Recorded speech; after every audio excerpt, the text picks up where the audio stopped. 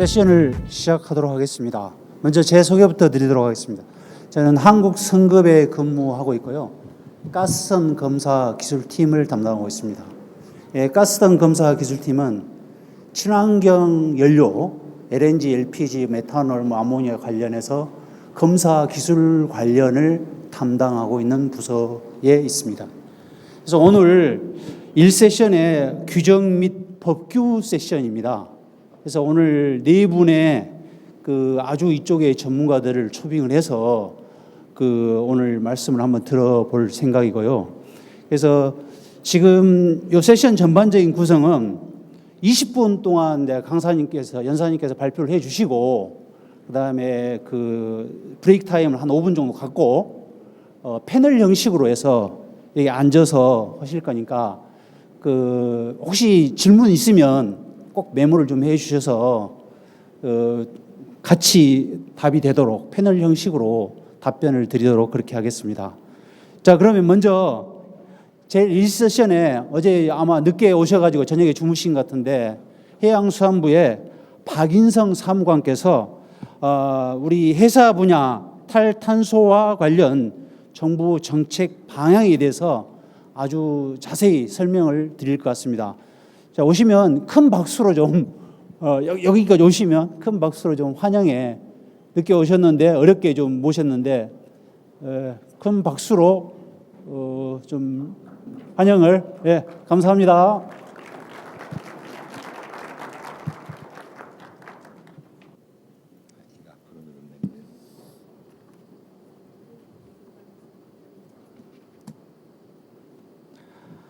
감사합니다. 좋은 아침입니다. Good morning to all. 2025 스마트 그린 에너지 조선 해양 컨퍼런스에 참석한 모든 분들 반갑습니다. 특히 개회식에 앞서서 개최되는 그리고 규정과 법규에 관한 제1세션에 관심을 가지고 참석해 주신 여러분에게 감사의 말씀과 함께 앞으로 북극 항로 시대와 해양 수도권 대한민국의 양극 체계의 주역이 될 경남, 부산, 울산의 조선 기자재 산업벨트를 구성하는 우리 해운 기자재 조선 분야에 대한 자부심과 함께 기대감을 새삼 느끼게 됩니다. 저는 오늘 발표와 패널로 참석하는 한국 성급의 여러 연사님들 그리고 좌장님과 협업해서 해양수산부에서 탈탄소화와 녹색 해운 항로 등 우리나라의 선박에서의 오염 방지에 관한 업무 전반을 담당하고 있는 해양수산부 해사산업기술과 박인성 사무관입니다. 다시 한번 인사드립니다. 오늘 제가 발표할 주제는 보시는 바와 같이 해사 분야 탈탄소와 관련 정부의 정책 추진 방향에 관한 사항입니다. 이 국제 컨퍼런스에서는 동시 통역이 진행된다고 전해 들었습니다. 그래서 지금처럼 가급적 짧은 표현으로 말이 빨라지지 않도록 노력하겠습니다. 양해해 주시면 감사하겠습니다. 그리고 발표 중간중간 제가 미리 준비했던 내용들을 잊지 않고 여러분에게 다 전달해 드리고자 가끔씩 메모를 확인하는 점 양해 부탁드립니다. 자주 눈이 마주치지 못하더라도 이해 부탁드리겠습니다. 감사합니다. 그러면 발표를 시작하겠습니다. 오늘 제 발표는 화면에서 보시는 바와 같이 4가지 섹션을 중심으로 해사 분야 탈탄소화 추진 전략에 대해서 말씀드리고자 합니다.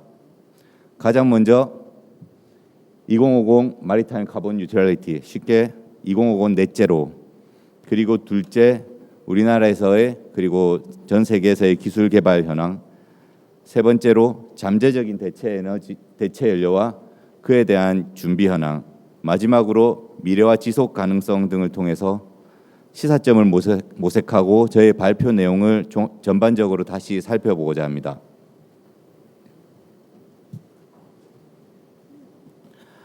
이번 컨퍼런스에서 여러분들이 계속 들으시게 될 내용이라고 생각됩니다만, 현재 해사 분야에서는 디지털화와 함께 이 분야가 이슈를 거의 다 빨아들이고 있다고 해도 과언이 아니라 감히 말할 수 있을 것 같습니다. 2050 국제해운 탈탄소화, 간단히 말해 넷제로라고 부르는 사항입니다. 사실 온실가스 감축에 대한 내용은 모두 아시다시피 해양오염 방지 협약 부속서 6 대기오염에 관한 내용이 나오기 전부터 지속적으로 제기되고 있었습니다.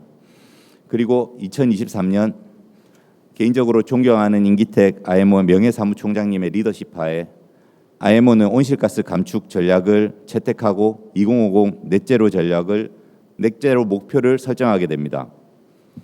그럼에도 불구하고 담당자인 저로서도 저 자신에게 가장 자주 하는 질문은 과연 2050년까지 이게 가능할까입니다.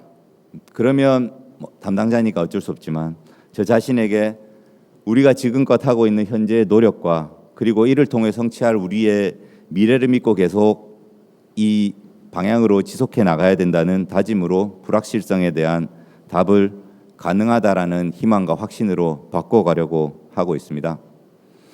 그를 위해서 여러분들도 같이 동참해 주시고 그리고 함께 노력하시고 연구하시고 개발하시고 실증하시는 걸로 믿고 있습니다. 그리고 마지막으로 IMO는 이러한 감축 진행 목표의 추진 상황을 점검하기 위해서 중요한 체크 포인트로 2030년까지 최소 20%, 30%까지 노력, 2040년까지 70%, 80%까지 노력이라는 체크 포인트를 설정했습니다. 이러한 목표를 효과적으로 이행하기 위해서 IMO는 크게 세 가지의 배출 감축 조치를 구성하게 됩니다. 기술적 조치, 운항적 조치, 경제적 조치가 그 분류입니다. 기술적 조치로는 이미 특히나 이 경남 지역에서는 조선소가 있고 그리고 관련된 분야의 업계에 종사하시는 분들이 많기 때문에 기술적 조치 부분은 많이 아실 거라고 생각합니다. 패스페일 기준으로 규제되는 EEDI, EEXI가 있습니다. 운항적 조치로는 DCS, IMO 기반의 연료 사용량을 집계하는 체계를 통해 수집된 실시간 운항 데이터를 기반으로 하는 CII가 포함됩니다. 그리고 경제 조치에는 우리가 다들 잘 아는 탄소세라고 부르는 것과 배출권 거래제도, 현재는 EU에서 진행되고 있는 EU ETS와 같은 제도가 포함되는 것으로 초기에는 접근을 했습니다. 그러나 현재 IMO에서 활발하게 논의 중인 중기 조치와 같이 표현은 단순하지만 실상은 들여다보면 매우 복잡하게 설계되어 있는 연료 탐소 집약도, 소위 말하는 GHG 퓨얼 인텐시티와 인텐시티로 대표되는 기술적 조치와 온실가스 배출 부과금이라고 불릴 수 있는 영어로는 레미디얼 유닛이라고 그리고 대체 준수 방안이라고 표현될 수 있는 경제적 조치 두 가지로 심플하게 구성하게 됩니다. 이에 대한 상세한 사항들은 아마 제 뒤에 이어서 발표하실 분들이 더 자세하게 설명해 주실 거라고 생각하고 있습니다. 그렇다면 우리 다시 말해 정부 그리고 정부 검사기관, 산업계가 이를 해결하기 위해서 무엇을 노력해야 하는가에 대한 주제에 대해 말씀드리겠습니다. 사실 선박에서 발생하는 온실가스 배출을 줄이기 위해서는 운항 효율성 등 다양한 기술적 대안들이 있습니다. 그리고 그 내용들은 대부분 우리가 잘 알고 있는 내용입니다. 다만 이행하기가 어렵거나 아니면 경제적으로 준수하기가 어렵기 때문에 현실상 잘 사용되지 않는 부분들이 많다고 말씀드릴 수 있습니다. 간단히 예를 들자면 추진 개통, 설계, 추가적인 설비, 운항 효율성 등이 포함됩니다. 그러나 2050 넷제로 목표를 달성하기 위해서는 결국 다 아시다시피 이 연료로 대표되는 대체 연료 추진 시스템으로서의 전환이 불가피합니다. 그에 따른 해운 회사의 부담을 경감하고 현재 기술적인 한계를 감안하여 바이오 연료의 개발, 활용과 OCCS의 설치 그리고 후속 처리와 같은 단기적인 대책으로 우선적으로 정부는 정책을 고려하고 있습니다. 또한 암모니아뿐만 아니라 그린 메탄올의 안정적인 공급과 향후 국내에서 발생되는 합성 천연가스의 개발 그리고 활용에 대한 관심도도 높아지고 있으며 기술 개발, 금융, 녹색 해운항내 확장 등을 통해서 다양한 기술 조합과 새로운 형태의 무탄소 선박의 출현을 기대하고 연구를 추진해 나가고 있습니다. 앞 슬라이드에서 말씀드린 것처럼 넷제로를 달성하는 과정에서는 새로운 기술뿐만 아니라 이러한 기술의 믹스를 잘 활용하는 것이 중요합니다. 업계에서의 상식처럼 통용되고 있지만 대체연료를 100% 사용한다고 하더라도 넷제로를 달성할 수는 없습니다. 그래서 생산되는 이산화탄소를 효과적으로 포집하고 저장하는 것까지 선박에서의 사용 이후의 후단에 관한 부분들도 충분히 연구가 되고 활용이 될 수 있어야 됩니다. 또한 해운 부문에서는 기존 화석 연료에서 탄소 중립 연료로까지 원활한 전환이 필요하고 이를 위해서 심각한 해운 물류 시장의 교란이 없이 안정적으로 다양한 기술적인 대안을 마련해서 전환이 필요하다고 생각합니다. 그래서 대한민국은 탄소 중립 기술뿐만 아니라 중간 과정에서의 브릿지 기술에 대해서도 그에 대한 연구의 개발도 적극적으로 수행해 나가고 있습니다. 단기적으로는 2025년 올해까지 운항 중인 선박의 탄소 배출을 줄이는 기술을 중점적으로 연구 개발하고 있으며 이러한 기술의 실제 적용을 위해서 시험 평가 검증 인프라를 구축하기 위해 노력하고 있습니다. 대표적인 예로 군산에 운영 중인 한국성급의 TCC와 같은 곳입니다. 여기에는 탄소 중립 연료를 사용하는 엔진 시스템에 대한 시험 평가 수행뿐만 아니라 검증 선박의 개발 건조와 풍력을 활용한 로터셀의 개발도 포함됩니다. 검증 선박의 개발은 목포 지역의 선박해양 플랜트 연구소와 함께 추진 중인 KGTB라는 선박의 운용이 있습니다. 중기적으로는 2030년까지 개발된 기술의 실제 적용을 우선시하는 동시에 해운의 전동화 추세에 대응할 예정입니다. 머지않은 미래 수소 에너지, 선박 배터리, 연료 전지를 더 저렴하고 가벼운 무게로 활용하면 선박의 전동화 및 하이브리드화가 가속화될 것으로 기대하고 있습니다. 그리고 이러한 전동화와 하이브리드화는 국내 특히 제주 지역에서 잉여 생산되고 있는 전기를 활용해서 국내 연안을 운항할 수 있는 연안 선박을 개발하고 이를 통해 연안 녹색 해운항로를 구축하는 방안까지도 확대될 것이라고 기대하고 있습니다. 또한 암모니아와 같은 연료를 활용하기 위한 연료 공급 시스템과 연료 탱크 개발에도 같이 힘쓰고 있습니다. 특히 이곳 경남에서는 경남도, 경남TP 그리고 유수의 조선 기자재 업계 한국성급과 협력해서 한국성급 그리고 선박해양 플랜트 연구소 등과 협력하여 암모니아 혼소 연료 추진 시스템 선박 특구 사업을 추진하고 있는 것으로 알고 있습니다.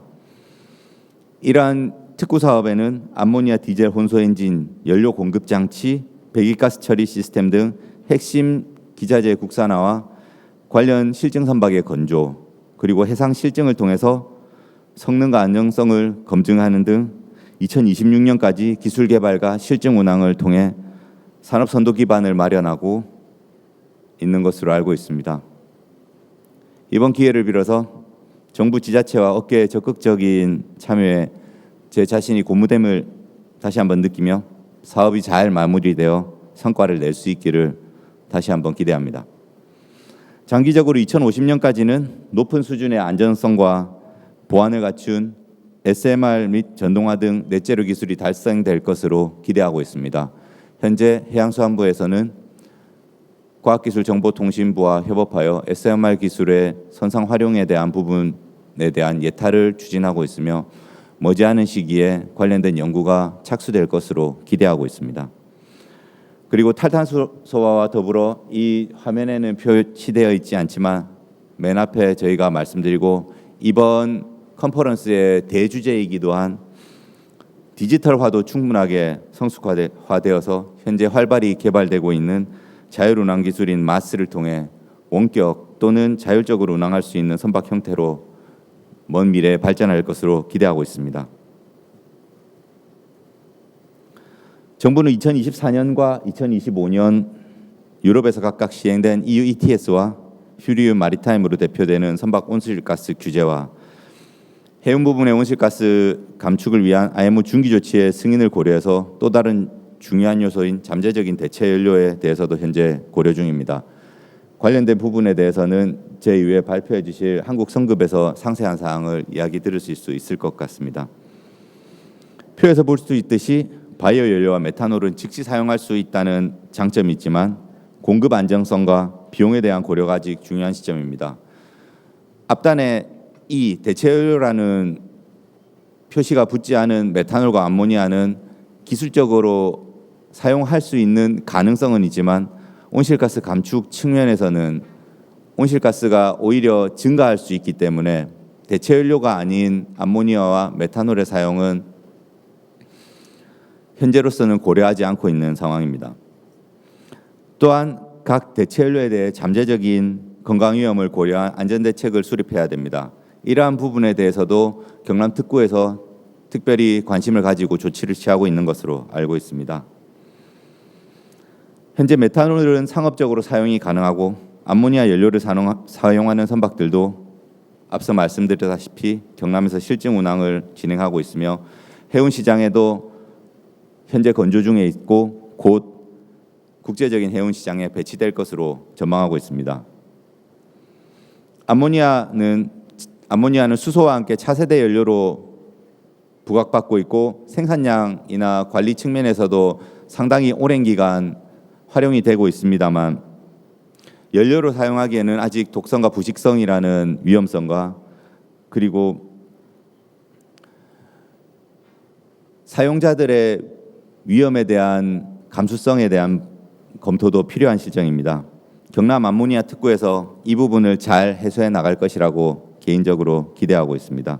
수소 역시 특수한 저장 조건이 필요하고 탄소 등 강의 취성에 대한 문제 직면해 있습니다. 이 부분들도 우리 조선 3사와 그리고 연구기관들이 협업해서 관련된 문제를 빠른 시일 내에 해소해 나갈 것으로 기대하고 있습니다. 궁극적으로 차세대 연료와 추진 시스템의 채택은 기술적 장벽뿐만 아니라 해운 시장의 선택을 극복하는 데 주안점이 있다고 생각합니다. 특히 수요와 공급의 확대로 인해서 비용이 계속 감소할 것으로 기대하고 있기 때문에 이러한 문제를 해결하기 위해서는 기술적인 그리고 경제적인 대안들의 개발도 병행되어야 합니다.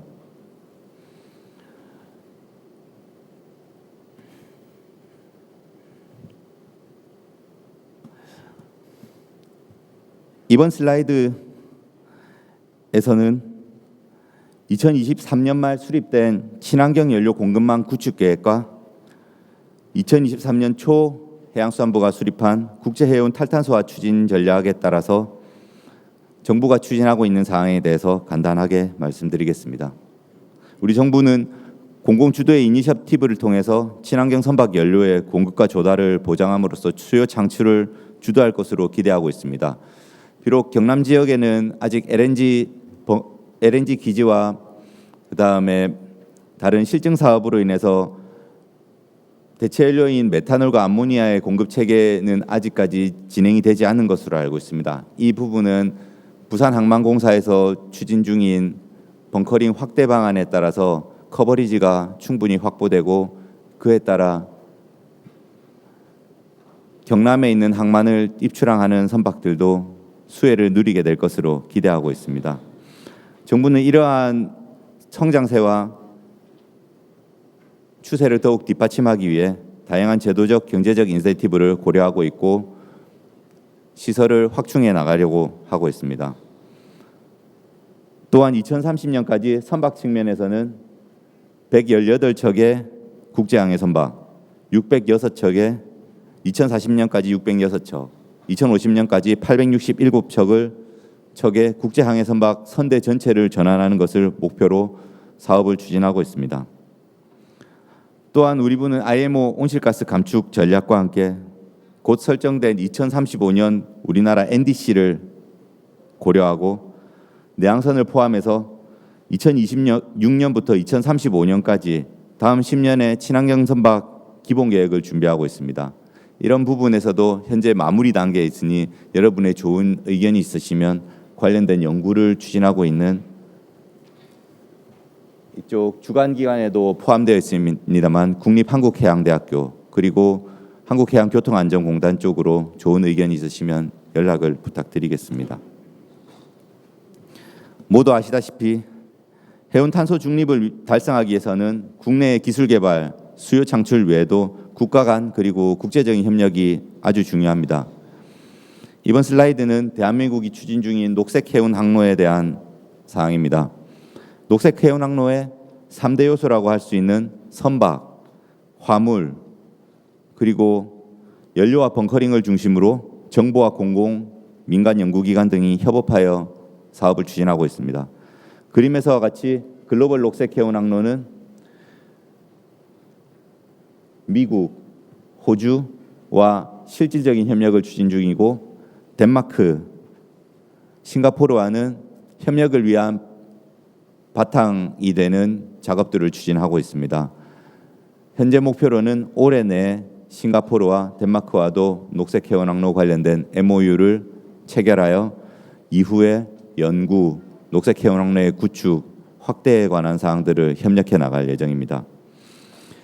미국과는 2027년 메탄올 추진 컨테이너선과 자동차 운반선의 시범 운항을 목표로 부산 울산항과 미국 북서부의 시애틀 타코마 항 간 협력을 추진하고 있으며 정부가 이를 지원하고 있습니다. 한미 녹색 해운 항로가 계획에 따라서 원활하게 추진된다면 향후 장거리 녹색 해운 항로의 구축에 있어서 좋은 선례가 될 것이라고 기대하고 있습니다. 호주와는 2029년 시범 운항을 목표로 올해 2월 관계부처 간 MOU를 체결한 이후 사전 타당성 연구를 추진 중에 있습니다. 현재 구상 중인 항로는 호주 북서부의 필버라 권역에 있는 그린 암모니아 생산 단지에서의 원료 수입, 그리고 호주 남동부 지역에서 생산되는 그린 메탄올을 활용한 선박의 운항 등이 고려되고 있습니다. 재발표를 마치기 전에 2050 온실가스 감축 로드맵 달성을 위한 대한민국이 시행하고 있는 여러 가지 정책을 보여주는 인포그래픽을 마지막으로 소개드립니다.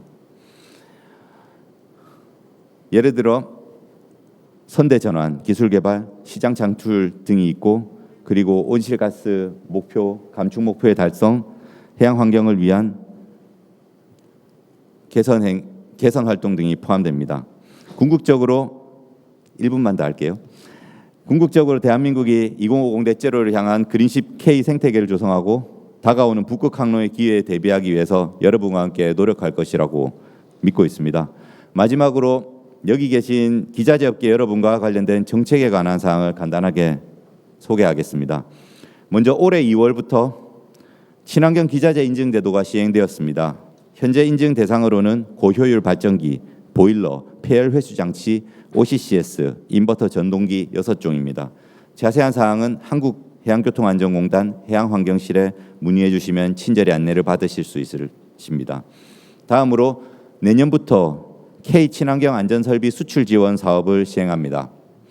현재 계획으로는 20개 국내 업체에 대해 최대 1.5억 원 한도 내에서 사전 컨설팅, 인증, 인허가, 해외 마케팅, 박람회 산업 지원, 국제 표준 지원을 받을 수 있을 것으로 생각하고 있습니다. 아직 정책 구상과 예산 확보 단계이므로 내년 사업에 대해서 관심을 가지고 계속 지켜봐 주시면 감사하겠습니다.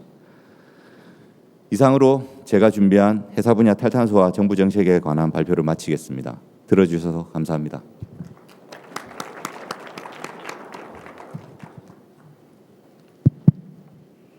그 공지를 아까 말씀을 드려야 되는데 안 드려서 그 앞에 있는 그 번역기가 1번은 한국어고 2번은 영어랍니다. 그래서 이용하시면 좋을 것 같고요. 오늘 그 사실은 이 세션이 저 개인적으로도 그렇고 규정과 법규인데 친환경의 앞으로의 방향성을 볼 수 있는 아주 중요한 어떤 나치판 같은 거라고 보고 오늘 여기 오신 분들은 그런 뭔가의 인사이트를 뭔가 가지고 있다 이런 느낌을 갖습니다. 자, 그다음에 두 번째로 저희 성급의 협약 업무팀에 계시는 권우석 책임께서 사실은 MUPC, IMO MUPC를 직접 다니시기도 하고 여러 채널에 강의도 오고 계시는데 오늘 그 IMO MUPC 83차 회의 결과 및 그다음에 향후 과제까지 좀 말씀을 한번 드리도록 그렇게 하겠습니다. 이제 먼저 뜨거운 박수로 환영을 좀 해주시면 감사하겠습니다.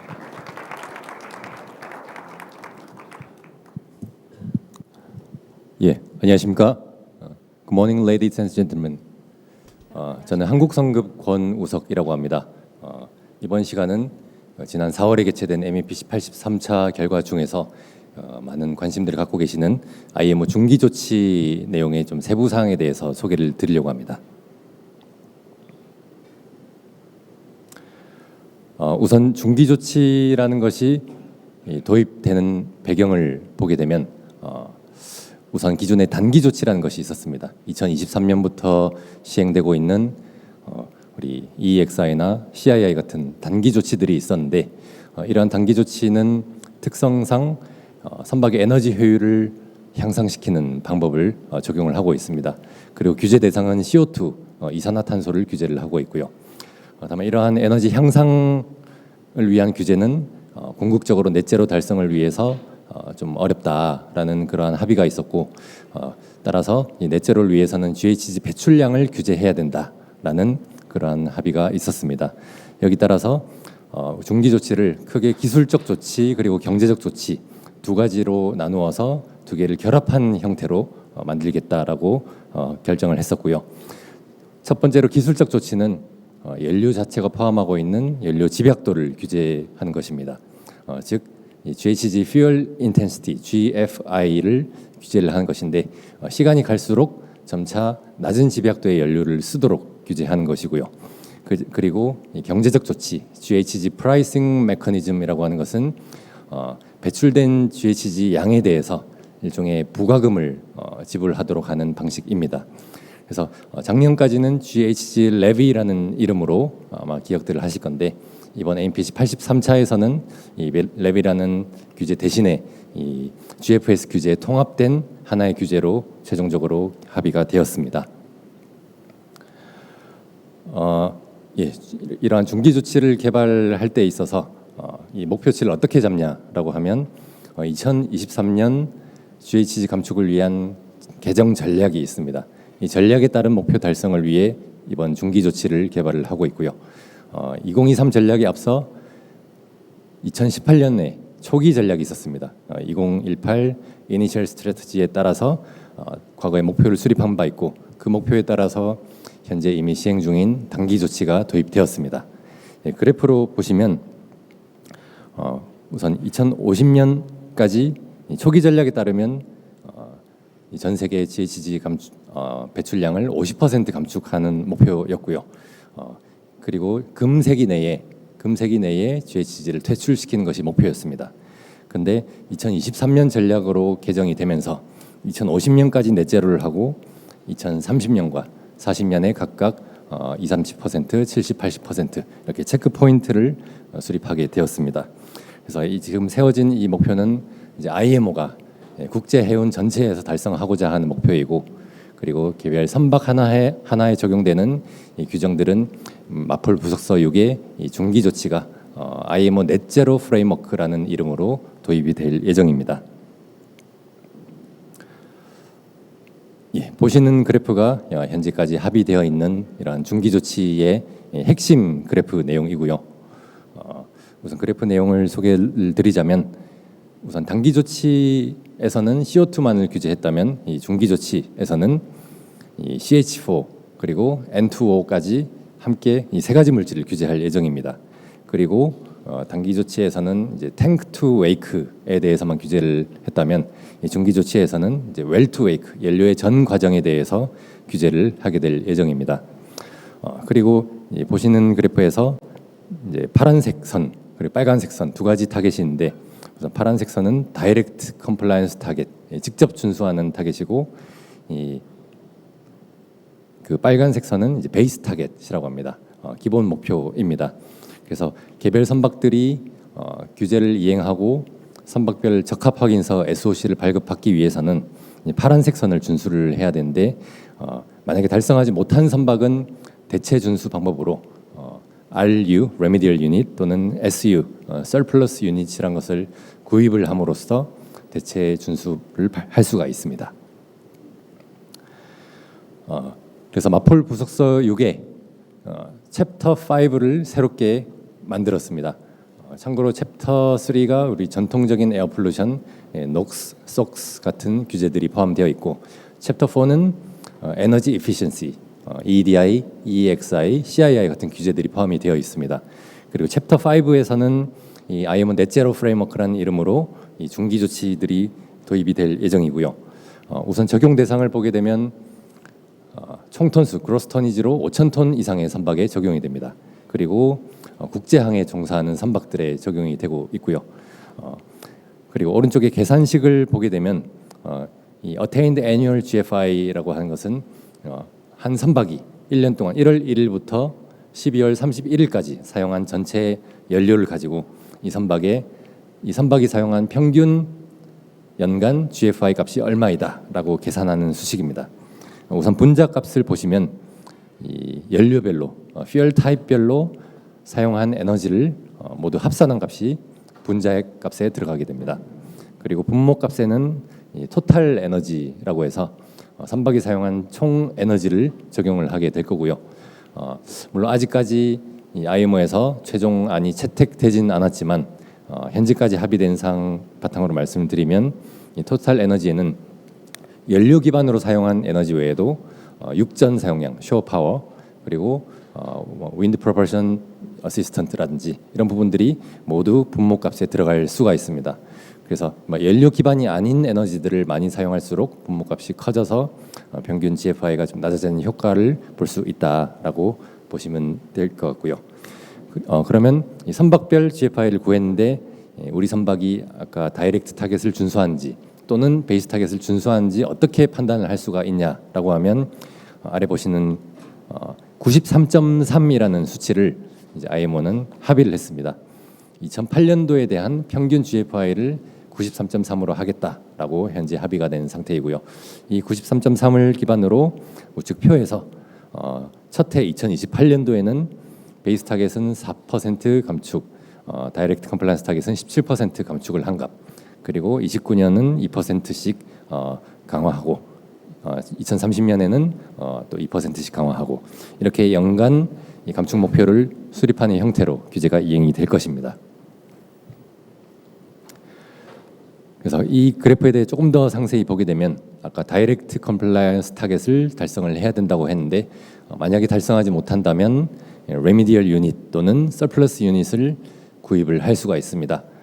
먼저 레미디얼 유닛 같은 경우에는 우리말로 부족분 유닛이라고 표현을 하는데 그림에 보시는 티어 1 또는 티어 2 구간에 대해서 선박이 초과한 만큼에 대해서 GHG 톤당 얼마를 부과금을 지불하는 방식입니다.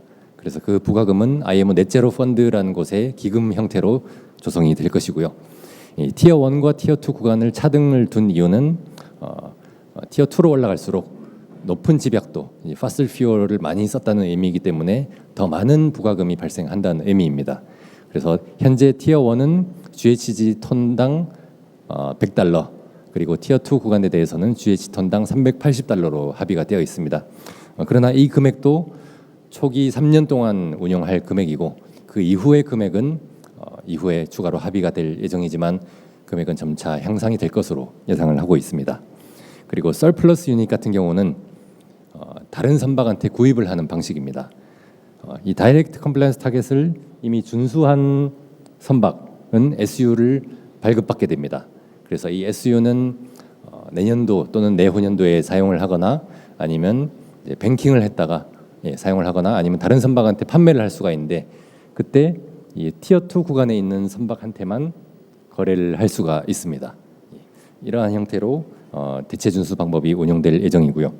그리고 아래 GNG 리어드라고 하는 부분은 이 Zero or Near Zero fuel 또는 테크놀로지를 사용한 선박들에게 이 금전적인 리어드를 주고자 하는 제도입니다. 이 제도의 궁극적인 핵심 목표로 볼 수 있는데, 이 기술적 조치는 말씀드린 것처럼 연료 집약도를 낮은 것을 쓰도록 유도하는 규제입니다. 그래서 이 낮은 집약도의 GNG 연료를 쓴 선박에게 물론 비싼 연료를 사용했기 때문에 그만큼 리워드를 주겠다.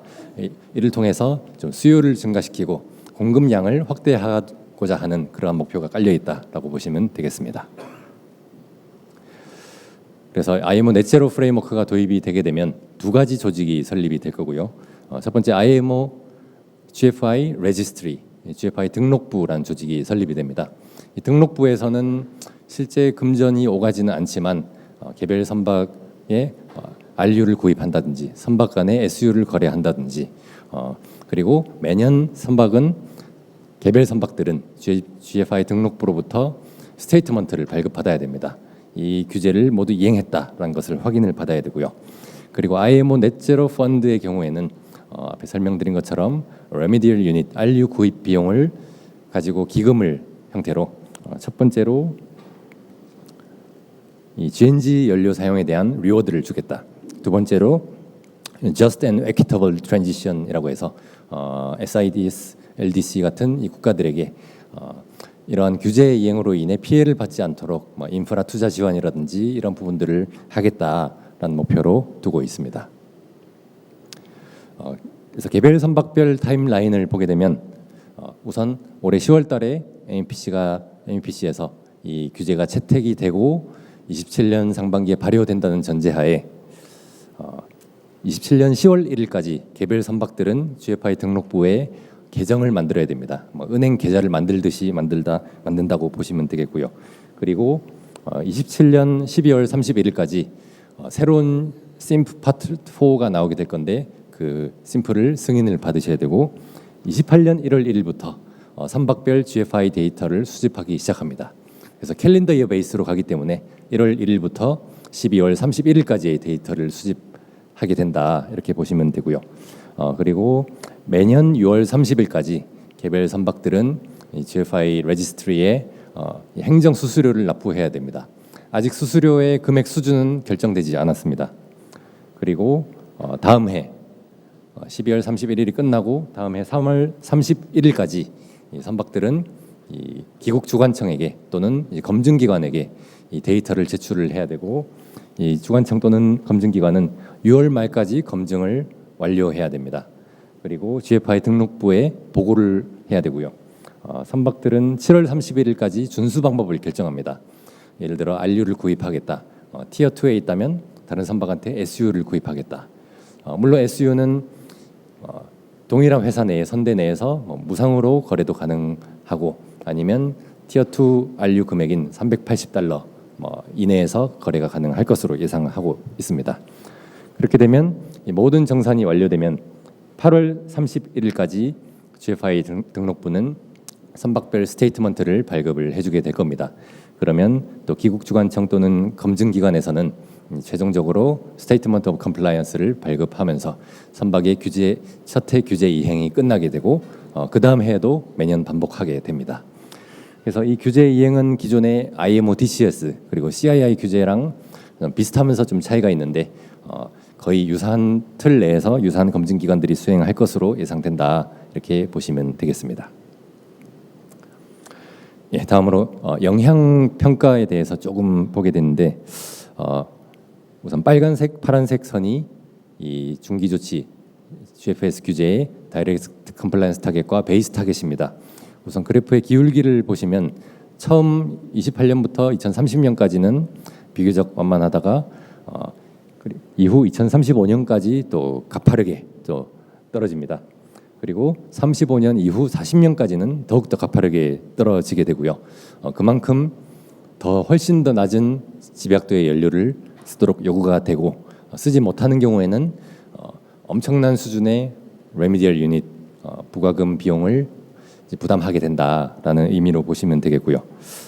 그래서 우선 당장 시행 초기에는 HFO와 같은 화석 연료를 썼을 때 이 정도 수준의 안류를 부담하게 된다면 시간이 지날수록 격차가 이만큼 점점점 커져서 이제 감당할 수 없게 될 것이다.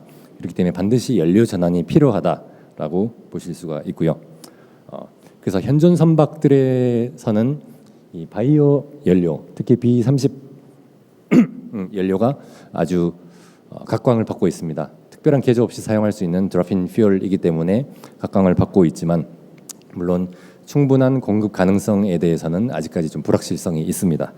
그리고 신조 선박들의 경우에는 아직까지 다양한 대체 연료 옵션들이 많지 않기 때문에 아직까지는 LNG가 좀 유망한 연료로 보고 있다, 이렇게 판단을 하고 있습니다.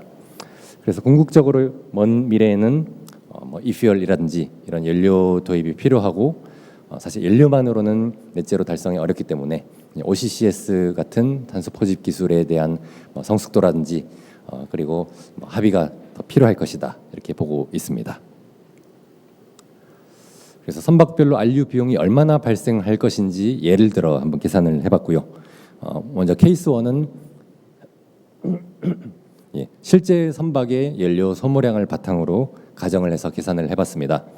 10만 데드웨이트 벌크 캐리어의 실제 연료 소모량 HFO 6,000톤 그리고 MGO 250톤을 기준으로 계산을 했더니 이 선박이 한 해 동안 부담하는 안류 비용이 첫해 2028년 기준으로 약 50만 달러 수준의 안류 비용이 발생한다라고 계산이 되었고요.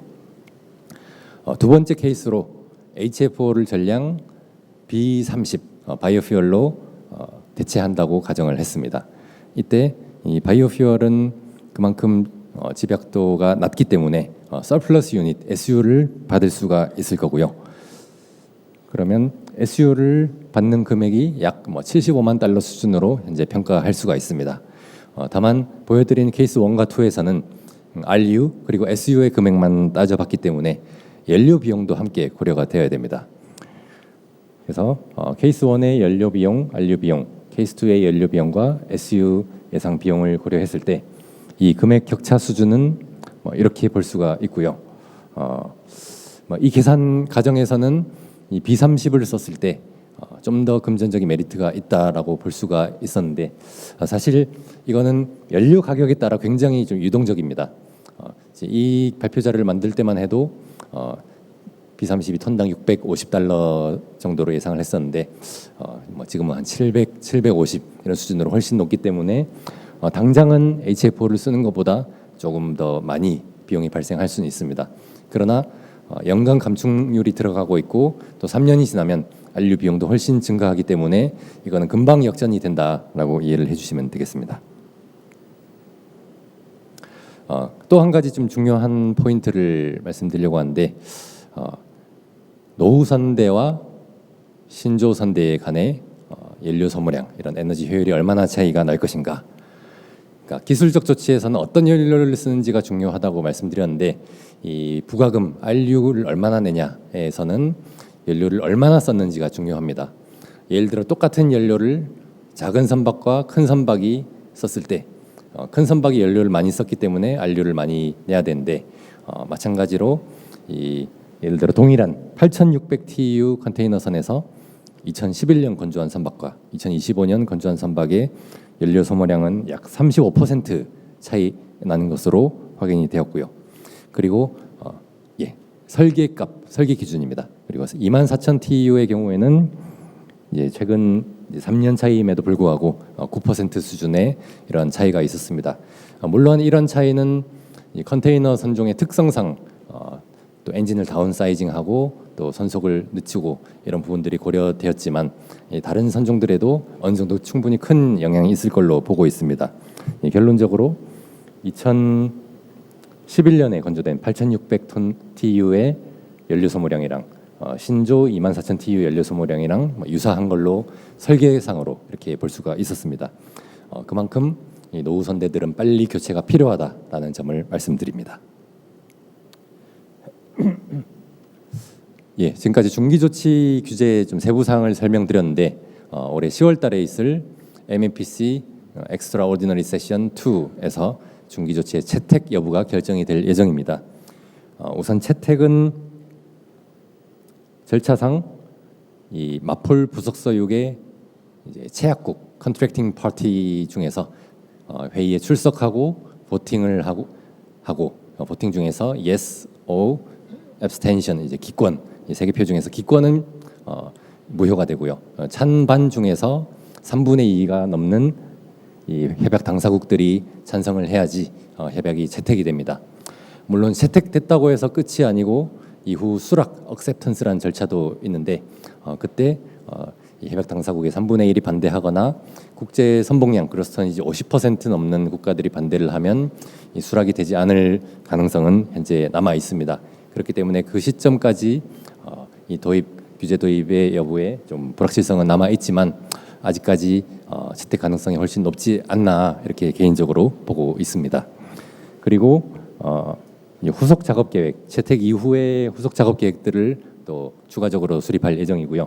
보시면 새롭게 만들어야 될 지침서들이 총 10가지가 있고 그리고 개정해야 될 기존 지침서가 또 4가지가 있습니다. 그리고 LCA, 심프 등등의 지침서들이 있기 때문에 후속 작업을 내년부터 이어서 할 예정입니다. 예, 마지막으로 타임라인을 보게 되면 이번 MEPC 83차 4월 달에 승인이 되었고요. 그리고 이번 10월 달에 채택이 된다고 하면 내년 상반기부터 MEPC 84차부터 이 넷제로 프레임워크에 대한 지침서들을 추가 개발을 하게 될 거고 27년 상반기에 발효될 것으로 예상됩니다. 그리고 2018년 초기 전략, 2023년 개정 전략은 5년 단위로 전략이 개정하는 것으로 합의가 되어 있기 때문에 2028 전략이 도입되면서 기준의 목표를 일부 조정할 것으로 예상을 하고 있고 현재 목표상으로는 2050년 넷제로를 달성하는 것으로 이렇게 되어 있습니다. 예, 이상으로 제가 준비한 내용의 발표를 마치도록 하겠습니다. 예, 감사합니다.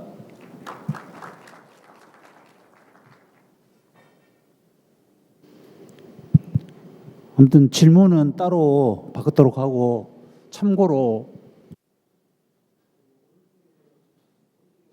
QR 마크가 있습니다. 이게 나중에 종합 토론 때 좀 이렇게 질문하시기가 애매하면 질문 하나가 지금 LNG 스킬 관련해서 워커들 스킬 관련해서 이야기를 해놨는데 QR 마크를 활용하셔가지고 Q&A 꼭 좀 활용해 주시면 종합 토론 때 충분히 대답이 될 수 있도록 하도록 하겠습니다. 다음 세션은 하승만 수석검사원이신데 이분이 이제 박사님이세요. 제가 개인적으로도 좀 잘 알고 있는데 이제 당연히 IMO MEPC 참석을 하고 계시고요. 특히 이제 LCA라고 친환경 관련 근간이 되는 아까도 좀 시였는데 그 부분에 굉장히 전문가십니다. 근데 오늘은 그 내용보다는 탄소 중립 달성을 위한 바이오 연료의 규제 및 기술적 관점에 대해서 설명해 주시겠습니다. 자, 뜨거운 박수 부탁드리겠습니다. 예, 반갑습니다. 방금 전 소개받은 한국성급에서 근무하고 있는 하승만 검사원입니다. 오늘 제가 발표드릴 내용 이슈가 바이오 연료인데 사실 저희가 앞서 발표한 바와 같이 2050년까지 넷제로 에미션을 달성해야 되는데 이를 위한 대세 연료가 바이오 연료라는 의미로 발표하는 것은 아닙니다. 그럼에도 불구하고 저희가 현재 바이오 연료를 현존선뿐만 아니라 신조선에서 모두 고려하는 측면에서 과연 규정적인 측면 그리고 기술적인 측면에서 어떻게 논의되어 왔고 고려를 해야 되는지에 대한 관점에서 이 발표를 준비하게 되었습니다. 예, 다음은 제가 오늘 발표드릴 내용이고요. 그래서 첫 번째로는 현재 국제해운에서의 바이오 연료의 현황과 그리고 바이오 연료의 특성에 대해서 간단히 살펴보고 그 다음 규정적인 측면, 특히 기술적인 측면, 바이오 연료의 운전과 관련해서 기술적인 측면에 조금 더 포커스를 둘 예정입니다.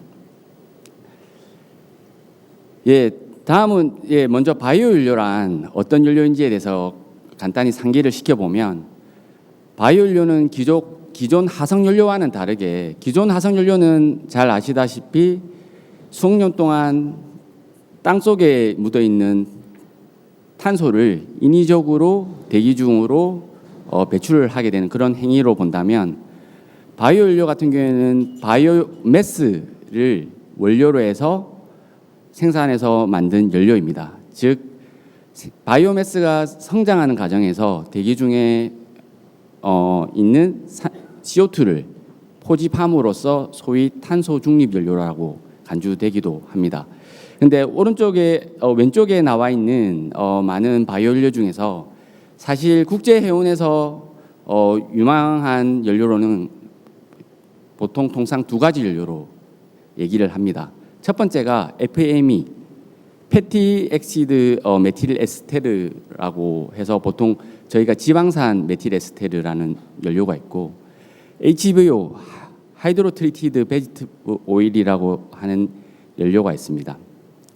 이 두 연료가 각광받는 이유는 현존선에도 개조가 없이 사용이 가능한 드롭인 퓨얼로서 간주되고 있기 때문입니다.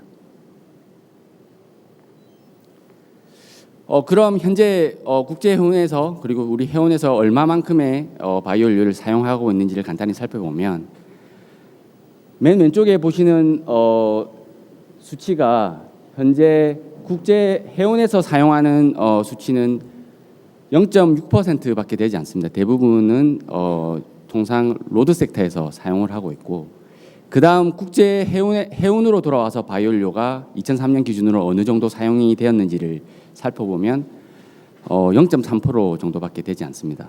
하지만 저희가 주목해야 될 점은 2023년 IMO DCS 데이터를 보면 계속해서 증가 추세에 있다라는 부분을 강조하고 싶습니다.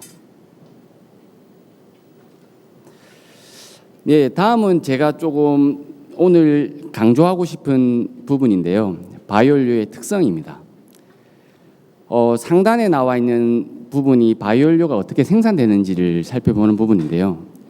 맨 왼쪽에 소위 얘기하는 오일크롭이라고 하는 팜이나 아니면 다양한 식물들에 의해서 생산되는 SVO, 스트레이트 베지터블 오일 또는 유즈드 쿠킹 오일에서 이러한 연료 속에 포함된 수소를 제거하기 위해서 수소화 공정을 거쳐서 HVO를 만들 수도 있고, 또는 메탄올을 추가를 해서 보통 트랜스 에스테리피케이션이라는 공정을 통해서 FME를 만들 수 있습니다. 오늘 제가 조금 더 포커스를 두고자 하는 부분은 FAM입니다.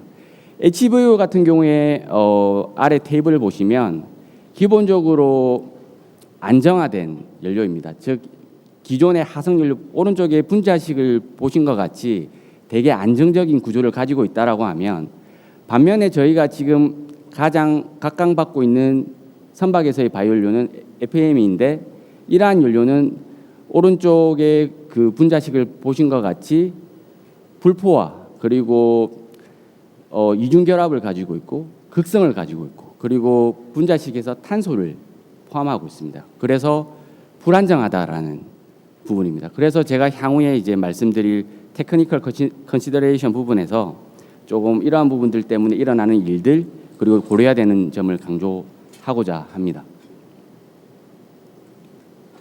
다음은 규정과 관련된 부분입니다.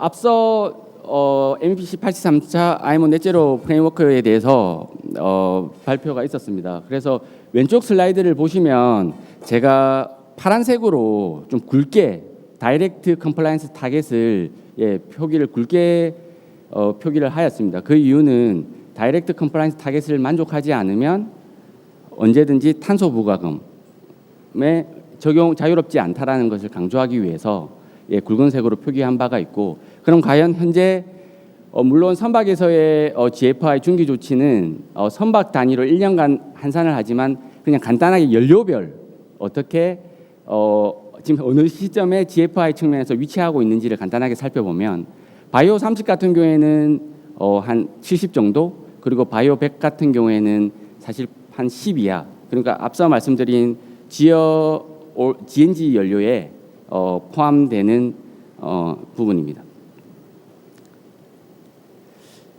그렇다면 과연 이러한 연료들을 사용했을 때 컴플라이언 코스트가 얼마나 발생하는지를 살펴보기 위해서 준비를 한 슬라이드입니다. 왼쪽의 슬라이드는 HFO를 기준으로 했을 때 2028년부터 만일에 가정을 한다라고 하면 HFO 연료 1톤을 사용했을 때 연료율을 제외하고 컴플라이언 코스트만 140에서 시작을 해서 2050년도에는 1,400 정도에 이르는 컴플라이언 코스트가 발생할 수 있습니다. 여기서 제가 맥시멈이라고 표현을 한 이유는 앞서 말씀드린 서플러스 유닛으로 인해서 다양한 가격으로 컴플라이언스를 할 수 있지만 여기서는 모든 것을 IMO의 380불에 해당하는 금액을 그 탄소 부과금으로 낸다라는 가정을 했기 때문에 맥시멈이라고 보시면 될 것 같고요. 그럼 바이오 30 같은 경우에 보시면 초기에 한 3년 동안은 서플러스 유닛을 발생함으로써 어느 정도의 경제적 이득을 가지고 갈 수 있습니다. 컴플라이언스 코스트 측면에서. 하지만 2031년부터 실제적으로 RU 가격을 적용받기 때문에 컴플라이언 코스트가 발생을 한다. 그래서 바이오 30 역시도 2031년 이후에는 자유롭지 않다라는 것을 강조하기 위해서 준비하였습니다. 다음은 바이오 연료와 관련해서 녹수 규정과 관련된 부분입니다. 녹수 규정과 관련된 부분을 간단하게 살펴보면 현재 맨 왼쪽이 바이오 블렌드 레이셔가 30% 이상이냐 이하이냐, 그리고 가로 쪽이 엔진 세팅이 바뀌냐 안 바뀌냐에 따라서 녹스 테크니컬 파일의 개정이나 아니면 녹스 그 추가적인 시험을 평가를 요구하냐의 어떤 차이가 있습니다. 하지만 현재까지의 저희 어떤 경험 그리고 리터러처 리뷰에 따르면 현재까지는 엔진의 어떤 개조 없이 지금까지 테스트를 해왔고, 하지만 이러한 측면에서도 좀 추가적인 경험이 더 필요한 상황입니다. 예, 다음은 간단하게 저희가 MEPC 최근 83차에서 승인된 인터림 가이드라인에 대해서 간단하게 말씀드리겠습니다. 기존에 사실 벙커링 베셀 같은 경우에는 25%의 바이오 연료를 선적할 수 있었습니다. 그런데 대한민국에서 제한을 해서 30%까지 운송이 가능하도록, 그래서 바이오 연료의 서플라이 체인을 확대하는 데 기여를 했다라는 슬라이드입니다. 다음은 이제 조금 더 이제 기술적인 사항에 대해서 좀 말씀을 드리도록 하겠습니다. 다음 슬라이드는 저희가 바이오 100과 관련한 해지드 스터디의 결과입니다. 사실 컨테이너를 대상으로 해서 해지드 스터디를 한 결과이고요. 그 결과에 대해서 간단하게 말씀을 드리면 대부분의 리스크가 매니지블 했다라는 결과이고, 그리고 타 대체 연료, 암모니아나 뭐 수소 등과 같은 연료 대비해서 상당히 안전성이 있었다라는 부분입니다. 그리고 왼쪽에 나온 그런 어떤 키 위험도에 대해서는 향후 슬라이드에서 좀 더 말씀드리도록 하겠습니다. 첫 번째로 캐슈넛 쉘 리퀴드 이슈입니다. 사실 견과류인데요. 실제 바이오 연료에 포함된 캐슈넛 쉘 리퀴드 CNSL이라고 하는 이러한 이슈 때문에 실제 저희 KAL에 등록된 E급선에서 문제가 있었던 적이 있습니다. 실제 어떻게 보면 퓨얼 펌프에 페일이 있었던 바가 있어서 이러한 이슈들이 있다라는 것을 말씀을 드릴 수 있고, 그래서 이러한 부분들을 사실 방지하기 위해서는 잘 아시다시피 지금 현재 COQ와 같은 벙커링 전에 COQ를 좀 더 면밀히 체크할 필요가 있고, 필요에 따라서는 ISO 8217에 추가해서 GCMS와 같은 추가적인 테스팅을 해서 그 연료 위에 어떠한 성분들이 포함되어 있는지에 대해서 필요할 수도 있습니다. 사실 저 역시도 뭐 이 화학 성분에 대한 전문가는 아닌데요. 지금 이와 같은 물질들 때문에 사고 보고들이 지금 일어나고 있습니다. 에스토니안 셰일 오일이나 아니면 페놀릭 컴포넌트, 그리고 바이올 디젤 레지듀, 그리고 로진 엑시드라는 이러한 성분들이 바이오 연료에 포함이 되어 있어서 앞서 말씀드린 그런 다양한 이슈들이 발생을 하고 있고 이러한 측면에서 앞서 말씀드린 그런 권장 사항과 같이 좀 더 추가적인 테스트나 아니면 COQ의 어떤 확인 그리고 벙커 서플라이부터의 어떤 컨퍼메이션, 디클러레이션이 필요합니다. 다음은 바이오 연료의 어떤 산화 안전성 그리고 미생물의 성장과 관련된 이슈인데요. 아무래도 앞서 말씀드린 그 FME의 그 특성상 이제 산화가 일어나다 보면 산가가 올라가게 되고 그러다 보면 슬러지도 발생을 하게 되고 이러한 것들 때문에 실제 기존의 발열량도 낮춰지고 그로 인해서 부식의 어떤 위험도가 증가하는 그런 부분입니다. 그리고 또한 이제 물이 형성되면서 어떤 미생물의 어떤 성장 가능성이 일단 높아지게 되고요. 그래서 저희가 일단 산업계나 어떤 베스트 프랙티스로 보면 최대한 빨리 바이오 연료를 소모하는 것이 가장 좋은 방법입니다. 그래서 저희 성급에서는 일단 3개월 내에 바이오 연료를 모두 소진하라라는 그런 레커멘데이션을 하고 있고, 그리고 아무래도 워터를 물 생성을 좀 방지하는 측면에서 탱크 온도 유지 그리고 적절하게 드레인을 하라라는 그런 부분이고, 그리고 필요에 따라서는 어떤 첨가제를 넣는 것도 고려를 해야 됩니다. 다음은 엔진 퓨얼 컨섬션하고 엔진 퍼포먼스에 관련된 부분입니다. 잘 아시다시피 FM에 있는 발열량이 기존 하성연료 대비 낮습니다. 기존 하성연료가 저 유닛으로 보면 40 이상이라고 한다면 FME는 한 37 근처이기 때문에 동일한 연료를 공급하더라도 연료 소모량이 더 많이 발생을 하게 되는 그런 부분이 있고요. 그리고 좀 강조하고 싶은 부분이 아까 FME 자체가 다른 극성을 가지고 있기 때문에 다른 물질들과 반응을 잘 하게 되기 때문에 어떤 재질의 호환성 부분도 중요한 요소입니다. 그래서 이러한 측면에서 권장사항으로 보면 일단 메카니컬 컨트롤 엔진에 대해서 소위 말하는 MC 엔진에 대해서 파워 출력 감소에 대해서 주의를 기울여야 된다라는 부분이 있고, 그리고 재료의 호환성, 실하고 가스켓, 호수 이런 부분들에 대해서 이 연료와 컴패티블한지 호환성이 있는지를 체크를 해야 된다라는 부분입니다. 다음은 조금 엔진과 관련해서 포스트로크 엔진에 대해서 조금 더 말씀을 드리도록 하겠습니다. 사행적 엔진 맨 왼쪽의 그림을 보시면 에로 썸프 탱크를 볼 수가 있는데 이런 에로 썸프 탱크의 에로의 어떤 컨테미네이션으로 볼 수가 있습니다. 기본적으로 FME가 만일에 에로와 섞이게 되면 비스코시티의 어떤 문제가 발생을 하기 때문에 엔진에 어떤 문제가 발생을 일으킬 수가 있습니다. 그래서 그러한 측면에서 주기적으로 FME의 컨텐츠 에로 성분 테스트를 통해서 FME의 성분이 어느 정도 되는지를 확인을 하고, 그리고 주기적으로 에로를 교환을 하고, 그리고 매니팩처러의 어떤 비스코시티 리미트를 확인하는 과정이 필요합니다. 그래서 저희 성급 지금까지 살펴본 어떠한 그러한 리스크들을 사실 좀 방지를 하기 위해서 저희는 가장 중요하게 생각하는 부분이 저희 성급에서는 리스크 어세스먼트입니다. 지금 이 테이블에 대해서 상세하게 말씀드리지는 않을 테지만 적어도 선사가 처음 바이오 연료를 사용하고자 한다면 선사 자체적으로 리스크 어세스먼트를 수행을 하고 다음과 같은 어떤 리스크와 관련된 요소들을 고려를 해야 된다라는 부분에서 저희 성급에서는 이러한 가이드 워드 또는 이슈를 안내하고 있습니다. 가령 FME가 디스틸레이트 퓨얼이랑 믹싱을 했을 때와 레지듀 퓨얼과 믹싱을 했을 때에 따라서 경우에 따라서는 어떤 리스크가 달라지는 것을 볼 수가 있습니다.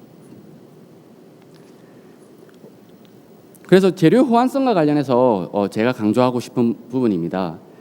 사실 맨 왼쪽에 보시는 그림을 보시면 나이트로 러버가 사실 저희 본선에서 많이 사용하고 있는 가스켓입니다.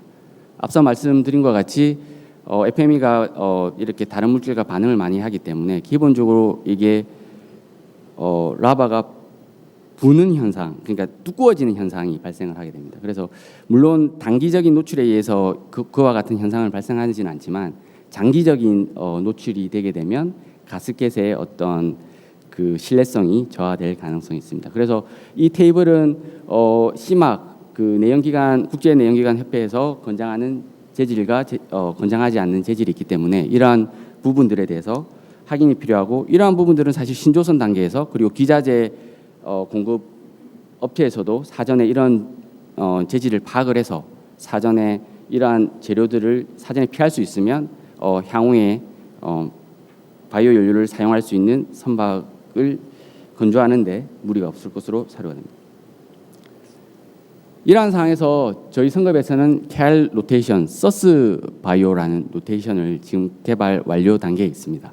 그래서 저희 노테이션의 컨셉 자체를 보면 녹스, 좀 전에 말씀드린, 그리고 두 번째 GHG 에미션 측면, 그리고 테크니컬 앤 세이프티 측면을 세 가지를 고려를 해서 다음과 같은 세 가지 등급으로 지금 나누고 있고, 가령 서스 바이오 3를 살펴보면 기본적으로 바이오 30%의 이상의 블렌드된 바이오 연료이면서 GHG 퍼포먼스 측면에서 아까 말씀드린 GNG 연료, 그러니까 GFI 값이 19 이하인 연료인 경우에 서스 바이오 연료를 라는 노테이션을 부여할 수 있도록 하는 컨셉입니다.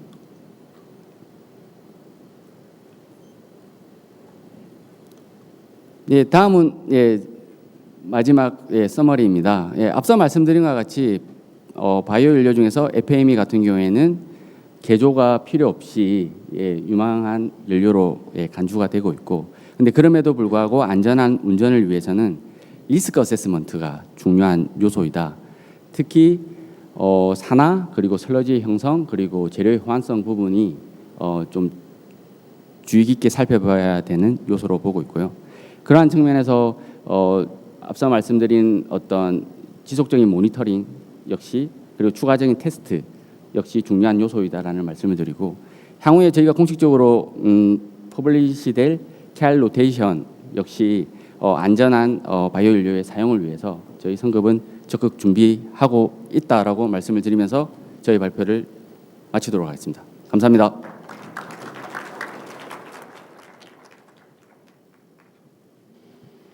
수고했습니다. 마크가 없어졌는데, 아무튼 이 QR 마크 지금 질문이 3개 또 하나 들어왔는데, 꼭 좀 QR 마크 찍으면, 휴대폰 찍으면 바로 질문할 수 있거든요. 요 지금 질문하신 것은 패널 오실 때 꼭 그 토론이 되도록 하도록 하겠습니다.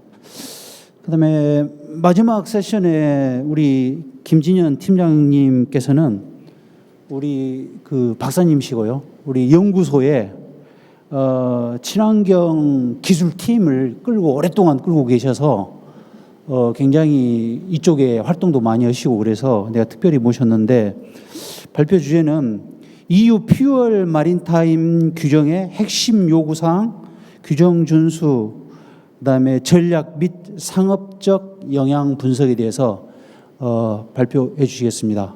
뜨거운 박수로 환영 부탁드리겠습니다. 네, 반갑습니다. 방금 소개받은 한국성급의 친환경 기술팀장 김진형입니다. 제가 오늘 여러분께 말씀드릴 내용은 이제 퓨어리오 마리타임이라는 규제인데요. 이거는 이제 IMO 규제랑 다르게 EU에 이제 운항하는 선박에만 이제 적용이 되는 규제입니다. 그런데 오늘 요 세션에 이제 이 내용을 포함시킨 부분을 생각을 해보면, 여기 이제 앞에서 얘기했던 이제 IMO의 그 넷제로 프레임워크와 이제 굉장히 유사한 제도입니다. 그렇다 보니까 사전에 이제 그 27년 넷제로 프레임워크를 이행을 하기 전에 어떻게 보면 경험이라든지 전략 수립에 이제 도움이 될 것 같라고 생각을 해서 세션에 포함을 시키지 않았나, 제 나름대로 생각을 합니다. 먼저 개요 간단하게 말씀드리면, 이제 국제 해운은 2018년 기준으로 전 세계 온실가스 배출량의 약 2.8% 정도를 이제 차지를 합니다. 근데 이제 국제 해운은 국가 단위의 이제 온실가스 규제를 적용받지 않기 때문에 IMO라는 이제 국제 기구에서 관장을 하고 있습니다. 그래서 국제 해운을 하나의 국가 단위로 보게 되면 4위 러시아와 이제 5위 일본 사이에 위치를 하는 랭킹이 되고요. 요게 예전에 이제 그 10년 전에 이제 분석을 했을 때는 한 6, 7위 정도의 이제 위치에 있었습니다. 그 말은 국가 단위의 온실가스는 이제 국가적인 노력에 의해서 줄어들고 있는데, 국제 해운의 배출량은 전 세계 뭐 물동량 증가라든지 이런 요인이 있겠지만 어쨌든 배출량은 국가 단위 비교에서는 올라가고 있다라고 생각할 수 있겠습니다. 지금 이제 앞에서 IMO 규제도 얘기를 하고 오늘 이제 제가 EU 쪽 얘기를 하고 있는데 이제 뭐 EU를 이제 다니는 해운 회사 같은 경우에는 IMO 규제, EU 규제 그리고 이제 뭐 또 미국도 뭘 한다고 하고 이런 것들을 이제 다각적으로 만족을 해야 됩니다. 근데 그 규제들이 메커니즘이 다 다르다 보니까 이게 예전에는 해운 회사에서 전 선대에 대해서 공통적인 어떤 그 전략을 수립해서 적용을 했다고 하면 이제는 뭐 예를 들어서 항로에 따라 가지고 선박별 맞춤형 이제 전략을 이제 수립해야 되기 때문에 굉장히 이 대응 방안 마련에 어려움을 겪고 있습니다.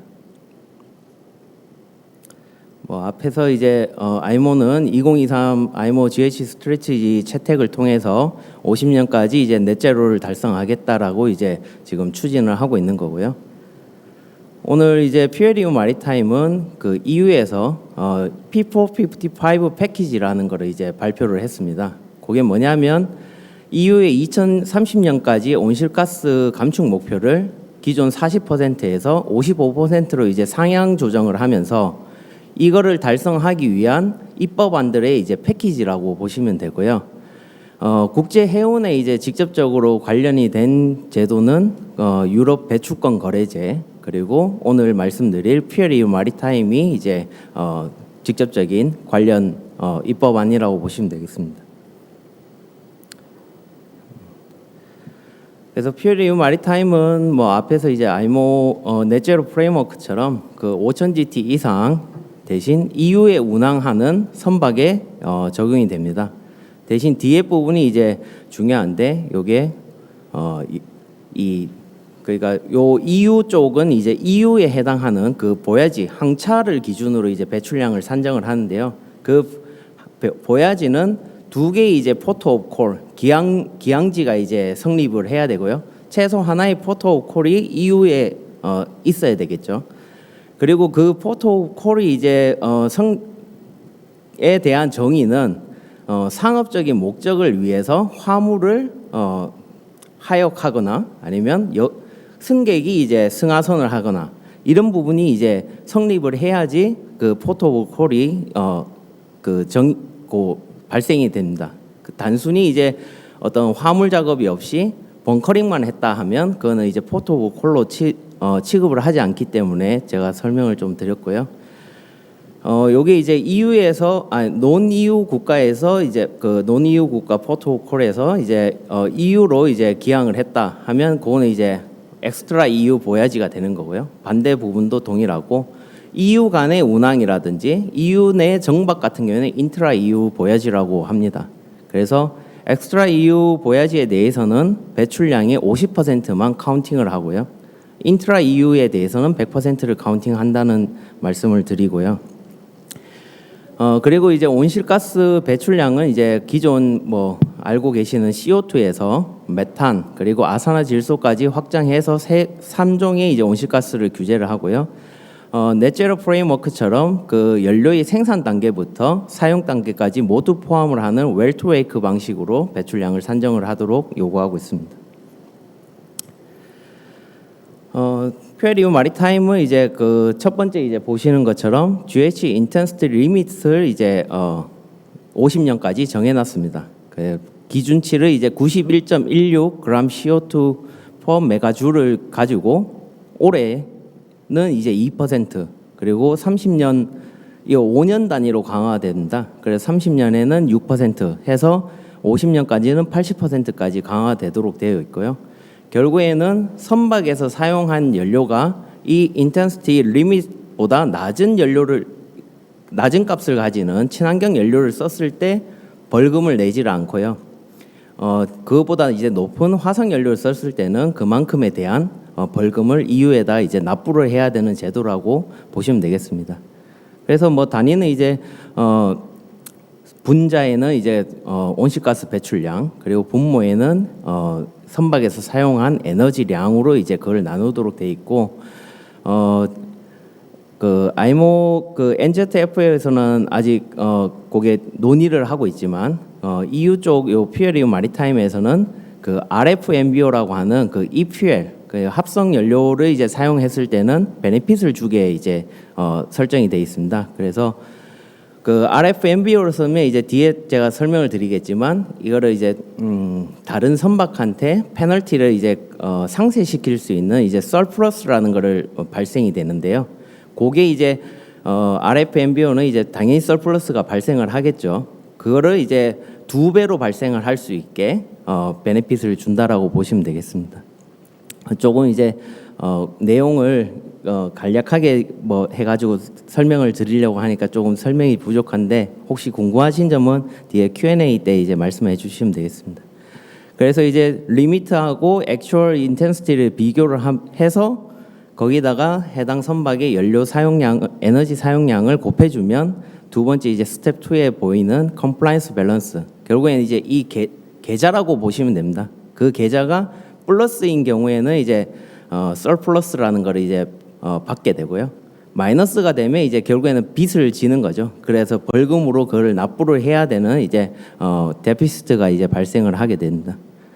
그래서 그게 이제 일단 플러스 마이너스냐, 그거를 이제 컴플라이언스 밸런스에서 그걸 정하고 스텝 3에서 보시는 바와 같이 컴플라이언스 밸런스 나누기 액추얼 인텐시티 뭐 나누기 41,000 요거는 이제 뭐 EU에서 정한 건데 VLSFO 기준으로 요거를 이제 환산한 값이라고 보시면 됩니다. 그래서 곱하기 2,400유로를 하면 벌금 같은 경우에 내가 몇 유로의 벌금을 내야 되느냐, 뭐 서플러스는 얼마가 되느냐 요렇게 이제 계산을 할 수 있다고 보시면 됩니다.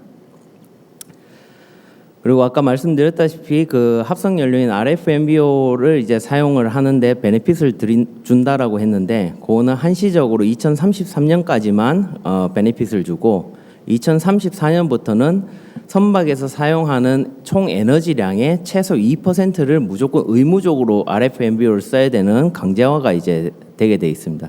그래서 요 RFMBO와 관련해서도 이제 아까 페널티 부분이 그거를 2% 목표를 못 지켰을 때 내야 되는 페널티가 이제 여기 슬라이드에 나와 있는 수식으로 계산을 하도록 돼 있고요.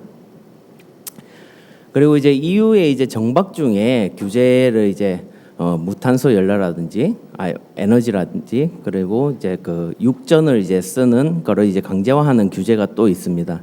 그걸 제로 에미션 리ኳ어먼트라고 하는데 요거는 이제 컨테이너선하고 여객선에 대해서 2030년부터 적용이 됩니다. EU 내에 이제 정박을 2시간 이상 정박을 할 때 육전이나 아래 이제 나와 있는 연료 전지 뭐 배터리 같은 제로 에미션 테크놀로지를 써서 전기를 생산을 해야 요 규정을 이제 만족을 하는 거고요. 만약에 그렇지 않았다라고 하면 여기 이제 나와 있는 벌금 계산식에 따른 이제 벌금을 또 납부를 하게 돼 있습니다. 그래서 이제 앞에서 이제 컴플라이언스 밸런스 부분 제가 말씀드렸는데 그게 플러스 값을 가지면 서플러스라고 우리 말로 하면 뭐 잉여금이라고 뭐 해석을 할 수 있고요. 그 다음에 마이너스 값을 가지면 데피시트 그러니까 결손금이라고 합니다. 그래서 서플러스는 이제 돈으로 EU 당국이 돈으로 주는 건 아니고 내가 그걸 가지고 있다가 데피시트가 발생한 선박에 그걸 넘겨줘서 그 선박의 데피시트를 상쇄를 시킬 수 있는 용도로 쓰거나 아니면 내가 뱅킹을 시켜놨다가 저축을 해놨다가 미래에 내가 발생할 데피시트를 발생했을 때 그거를 이제 미리 저축해놓은 서플러스로 이제 없애는 그런 용도로 쓸 수 있습니다. 데피시트는 당연히 이제 벌금으로 납부를 해야 되는 거고요. 그리고 이제 데피시트가 발생한 결손금이 발생한 선박은 내가 이제 다음 연도에 발생할 컴플라이언스 밸런스에서 미리 그 서플러스를 땡겨오는 이제 차입 제도라는 게 있습니다. 바로잉 그 빌려오는 수 있는데 요거 할 때는 이제 1.1이 이제 곱해져서 그 먼저 이제 선이자를 떼고 이제 가져올 수 있는 제도가 있습니다. 그다음 이제 제가 계속 뭐 넘겨주고 상세 뭐 이 부분을 말씀드렸는데 지금 제일 주목을 받고 있는 게 이제 이 풀링 메커니즘입니다. 그러니까 서플러스가 있는 선박하고 데피시트가 있는 선박들이 모여서 요거는 이제 회사가 그 shipping 컴퍼니가 달라도 관계 없습니다. 선박 대 선박으로만 하면 되고요. 그거를 이제 이렇게 나눠져서 상세를 시킬 수 있는 그런 이제 풀링 메커니즘이 같이 나와 있습니다. 그래서 풀링 메커니즘을 조금 더 설명을 드리면 요 이제 분석 내용은 그 HFO 1톤을 다른 연료에 대해서 동일한 이제 여기 이제 발열량들이 다르기 때문에 그거를 발열량을 동일하게 이제 가지고 분석한 내용이라고 보시면 되고요. 뭐 LNG 같은 경우에는 뭐 두척 그 LNG도 이제 오토 사이클 같은 경우에 메탄 슬립이 많이 나오기 때문에 상대적으로 디젤 사이클보다는 이제 퍼포먼스 그 온실가스 배출량이 많습니다. 그래서 뭐 두척 정도를 이제 커버를 풀링해서 상세를 시킬 수 있고요. 뭐 디젤 사이클은 처음에는 이제 첫 5년 단위에서는 5척, 그 다음에는 한 척 정도로 되고 뭐 뒤로 갈수록 이제 뭐 RFMBO 같은 경우에는 뭐 30몇 척, 10척 이렇게 이제 커버를 할 수 있다라는 거를 보여드리는 내용인데 여기서 중요한 거는 지금 이제 올해부터 지금 퓨어리오 마리타임이 이행이 되고 있습니다. 그렇다 보니까 시행 초기다 보니까 대부분의 이 피규제자 분들이 생각하는 게 풀링 메커니즘이 뭐 완전한 해결책이라고 이렇게 좀 착각을 많이 하고 계십니다. 근데 여기서 보시듯이 RFMBO 같은 경우에도 결국에는 장기적으로는 이 커버를 할 수 있는 여유분이 없게 됩니다. 물론 요거는 1대1 비교기 때문에 RFMBO를 한 선박에게 뭐 소위 몰빵을 해줘서 많이 쓰게 하면 이제 이 서플러스가 많이 나와서 더 이제 커버를 하지만 이렇게 1대1 비교로 봤을 때는 결국에는 이 풀링 메커니즘으로는 이 퓨어리오 마리타임 벌금을 상쇄시키는데 한계가 있다라는 부분을 염두에 둬야 된다라는 거를 제가 좀 말씀을 드리고 싶은 거고요. 그래서 이제 결국에는 요거는 이제 추가 설명입니다. 뭐 두 척을 이제 했을 때 요게 이제 왼쪽에 보이시는 HFO 선박이 계속 이제 HFO를 써서 이제 벌금이 나오는 거죠. 또 벌금은 연속해서 되면 10% 가산세가 붙습니다. 그렇게 해서 이제 첫 번째 이행 연도인 25년부터 29년까지는 총 이제 85만 2천 유로가 이제 발생을 하고요. 뭐 LNG 오토 사이클 같은 경우에는 이제 두 척을 커버를 할 수 있으니까 이 선박의 이제 환경적인 베네핏은 170만 유로 정도가 이제 추가적인 베네핏이 되는 거죠. 결국에는 이게 카펙스, 오펙스 그리고 환경 편익, 뭐 비용 요거를 이제 다 놓고 그 경제성 분석을 해야 되기 때문에 요런 부분이 이제 하나의 그 퓨어리오 마리타임의 전략 수립에 도움이 될 수 있는 기본 프레임이라고 보시면 되겠습니다. 그리고 또 하나가 이제 그 퓨엘 얼로케이션이라고 해서 이게 이제 EU는 이제 아까 말씀드렸다시피 엑스트라 EU, 인트라 EU 요거에 따라서 배출량 산정 퍼센테이지가 다르다고 말씀을 드렸습니다. 그래서 요거를 이제 해보면 엑스트라는 50%, 인트라는 100% 요걸 에너지량으로 했을 때 그러면 이제 처음에 이제 그냥 나온 거는 320기가줄 정도이고요. 요거를 퓨어리오 마리타임 계산식에 따라서 50% 100% 하면 230기가줄이 됩니다. 그러면 여기에 이제 남는 약 90기가줄에 대해서는 빠지게 되는 거죠. 그거를 어떻게 빼느냐? GH 인텐시티 값이 낮은 친환경 연료일수록 먼저 선배정을 하게 돼 있습니다. 그러니까 뭐 바이오 연료나 RFMBO가 제일 먼저 이제 그 첫 번째로 그 해당 전체 에너지량 만약에 여기 그 엑스트라 EU에서 100기가줄을 바이오 연료가 썼다. 바이오 연료를 내가 100기가줄을 썼다. 그러면 저희가 지금 생각을 하는 거는 그는 50기가줄만 인정을 받을 수 있다고 생각할 수 있는데 그런 이제 루포를 해결하기 위해서 100기가줄을 그대로 이제 여기에서 인정을 해줄 수 있는 그 제도가 이제 이 퓨엘 얼로케이션 부분이라고 보시면 됩니다. 요거는 이제 뭐 규제 지금 말씀드렸던 규제 이행 만족을 하는 이제 프레임이라고 보시면 되고요. 그래서 제가 이제 제안을 드릴 그 퓨어리유 마리타임 대응 전략과 관련해서는 일단은 그 벌금을 계속 연속해서 내는 거는 가장 좋지 않은 방법입니다. 그래서 이거를 연속해서 내는 부분을 회피하셔라. 그러니까 올해는 벌금을 내고 내년에는 뭐 차입을 하든 풀링을 해서 달성하고 내후년에는 또 벌금 내고 그러면 가산세 부분은 일단 회피를 할 수 있기 때문에 말씀을 드리는 거고요. 그다음에 그 저탄소 연료 같은 경우에는 여러 선박에 나눠 가지고 그거를 사용하게 하기보다는 한 선박한테 몰아서 썼을 때 훨씬 더 퓨어리오 마리타임 측면에서는 효과가 비용을 이제 줄일 수 있는 효과가 발생한다. 그 다음은 이제 아까 fuel allocation 부분을 이제 제가 말씀드렸기 때문에 이 항차 EU에 관련된 항차에서 그 대체 연료 투입을 그 항차 레그별로 전략적으로 그거를 해야지 무작정 그냥 쓰게 되면 최대의 효과를 못 낸다라는 부분을 말씀드리고요. 그리고 이제 GHG 인텐시티 같은 경우에는 좀 특이하게 화석 연료에서 저탄소 연료로 갈수록 이 단가가 올라갑니다. 그러니까 처음에는 이제 대체 연료를 쓰면 베네핏을 받기 때문에 그거를 신경 쓸 필요 없는데 뒤에 이제 뭐 40년, 50년이 됐을 때는 대체 연료도 결국엔 벌금을 내야 되고요. 그때는 이 부분이 대체 연료가 그 벌금 단가가 더 비싸기 때문에 그 부분을 같이 고려해서 경제성 그 전략 수립을 해야 된다. 그리고 에너지 효율 조치 같은 경우에는 뭐 최근에 이제 조금 각광을 못 받고 있다가 이제 대체 연료가 되면서 연료 단가가 결국에는 올라가지 않습니까? 그러면 이제 결국에는 에너지 효율을 올려서 에너지 세이빙이 되게 되면 결국에는 이제 그 가치가 에너지 그 감소 가치가 이제 훨씬 더 커지기 때문에 최근에 이제 많이 주목을 받고 있고 여기에서도 이제 역시 그렇다. 하지만 GHG 인텐시티 값 자체는 연료를 변환하지 않는 이상 바뀌지 않는다.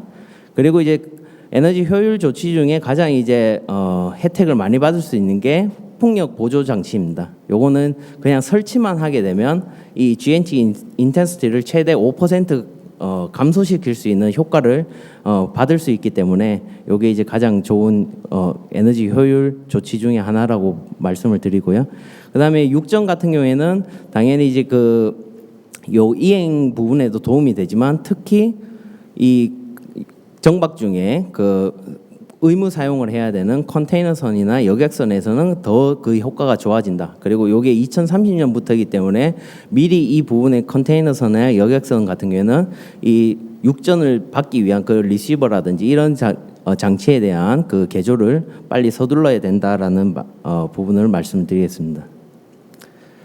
그래서 제가 이제 뭐 넷제로 프레임워크하고 퓨어리오 마리타임이 이렇게 비교를 했는데 많이들 물어보세요. 이제 넷제로 프레임워크가 나왔으니까 퓨어리오 마리타임은 없어지는 거 아니냐? 일단 그거를 위해서 비교를 해보면 이게 상호 동등한 메커니즘이 아니기 때문에 일단 이거를 합치려고 하면 쉽게 합치기는 어렵다는 부분. 그 다음에 뭐 조금 이제 이런 공개적인 자리에서 말씀드리긴 그렇지만 EU 측면에서는 이 퓨어리오 마리타임이 제3국의 돈을 자기들 세수로 가져올 수 있는 하나의 그런 좋은 제도입니다. 그런데 그거를 뭐 순수하게 IMO에서 이런 제도가 나왔다고 해서 쉽사리 그 권리를 포기할 것 같지는 않다. 이런 부분을 말씀을 드리면서 일단 오늘 발표를 마치도록 하겠습니다. 감사합니다. 종합 토론하도록 하겠습니다. 이 질문을 굉장히 많이 해주셔가지고 저도 질문하고 싶은 내용이 여기 있고 그래서 아주 유용하네요. 많이. 그래서 여기도 받겠습니다. 그래서 시간이 좀 될란지 모르겠는데 아주 유용한 질문들을 한번 잘 해주셔서 감사드리고 뭐 이 질문에 대해서 다른 또 있어도 되는데 12시까지 이 할당된 시간 안에 가능한 끝내도록 노력하겠습니다. 먼저 1번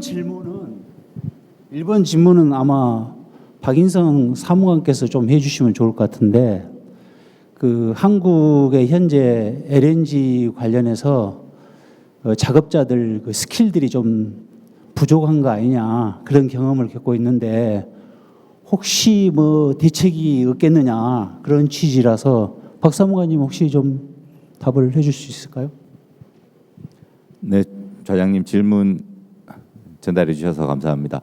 개인적으로 제가 좌장님께 좀 요청드리고 싶은 거는 질문들을 사전에 올려주시고 공유해 주시면서 어떤 질문들이 나오고 하는 흐름이 있으니까 좌장님께서 괜찮으시면 그런 질문들을 하신 분께서 질문을 선정해 주시면 질문을 하신 분께서 직접 말씀으로 한번 질문해 주시면 어떨까 하는 생각이 듭니다. 이게 글만 봐서는 제가 어디까지 설명을 드려야 되고 어느 정도까지 아시면서 질문을 주셨는지에 대해서 좀 가늠하기가 힘들거든요.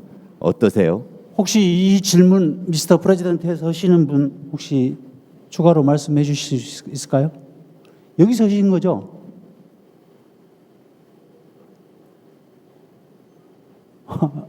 다른 데서 하셨나? 일단 질문하신 분이 있다고 가정하고 글 기반으로 뭐 말씀을 드리면 저는 일단 해양수산부에서 참석을 했고 저 LNG 관련된 전문가 인력 수급에 관한 부분은 사실 우리 정부의 산업자원통상부의 조선해양플랜트과에서 담당하고 있는 것으로 알고 있습니다. 저희 이제 해양수산부가 산업통상자원부하고 협업을 해서 조선해운 산업의 발전을 위해서 같이 친환경 선박법 체계를 구축해서 친환경 선박 전주기 개발 사업도 협업해서 추진을 하고 있기 때문에 일부 제가 아는 부분에 대해서만 말씀을 드리자면 산업부는 2022년 조선산업 초격차 확보 전략과 그리고 올해 초 작년 말 즈음에 발표했던 K조선 초격차 비전 2040을 통해서 이런 우수한 조선 인력의 지속된 확보를 위한 방안들도 같이 추진하고 있는 것으로 알고 있습니다. 세부적인 사항들은 지금 당장 생각을 드는 걸로는 우리 조선 플랜트 협회라든지 아니면은 산업부 조선해양플랜트과의 담당 테이블을 통해서 좀 더 자세한 내용을 들으시는 게 좋을 것이라고 생각이 됩니다. 감사합니다. 예, 감사합니다. 저는 1번 개인적으로는 나이든 경험치 있는 분들이 조금 더 건강하셔서 계속 해주시면 좋겠다 생각도 들고 특히 AI나 이런 거 활용해서 이건 제 개인적인 생각이었습니다. 두 번째 질문은 제가 하고 싶었던 내용이고 아주 질문을 잘 해주셨는데 트럼프 대통령이 중기조치 승인 반대에서 얼마 전에 굉장히 큰 이슈인데 중기조치 승인되지 않을 가능성이 있나요? 이래서 어떻게 이제 제가 봐서는 권우석 책임께서 좀 답변을 해주시면 어떨까 싶은데. 예, 제가 답변을 드리겠습니다. 우선 뭐 결론부터 말씀드리면 아직 알 수 없다라는 게 결론이고요. 아까 절차를 제가 설명드린 것처럼 이제 올해 4월달에 MEPC 83차에서는 이 채택으로 가는 과정을 위한 어프로벌 절차였기 때문에 회의에 참석한 회원국들의 마조리티 50%를 넘으면 채택 단계로 넘어갈 수 있는 상황이었고요. 그리고 올해 10월달에 있을 이제 MEPC Extraordinary Session 2에서 채택은 이 마폴 부속수역의 당사국 중에 회의에 출석하고 투표하고 찬성 반대 중에 찬성이 3분의 2 이상이어야 된다라고 하고 있습니다. 그래서 이전 MEPC 83차에서의 투표 결과로 보면 그 투표 결과가 트렌드가 유지가 된다면 채택이 될 가능성이 여전히 높다라고 보고 있지만 이 질문 주신 것처럼 미국 이제 정권이 바뀌면서 실제로 이제 MEPC에 미국에서 문서도 제출을 했습니다. 이제 다른 국가들도 반대를 해줬으면 좋겠다. 그 사유를 보게 되면 아직 이 중기 조치를 우리가 이행할 준비가 안 됐다.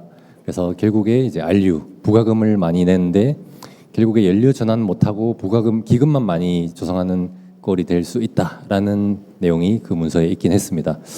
물론 미래 연료가 좀 불확실성이 있기 때문에 그것도 뭐 틀린 말이라고 할 수는 없지만 여전히 수많은 국가들이 이런 규제 도입을 위해서 또 연료 전환을 이끌어 나가기 위한 그런 원동력을 갖고 있기 때문에 그럼에도 규제 채택되고 또 발효가 될 가능성이 높지 않을까 이렇게 좀 예상을 하고 있고요.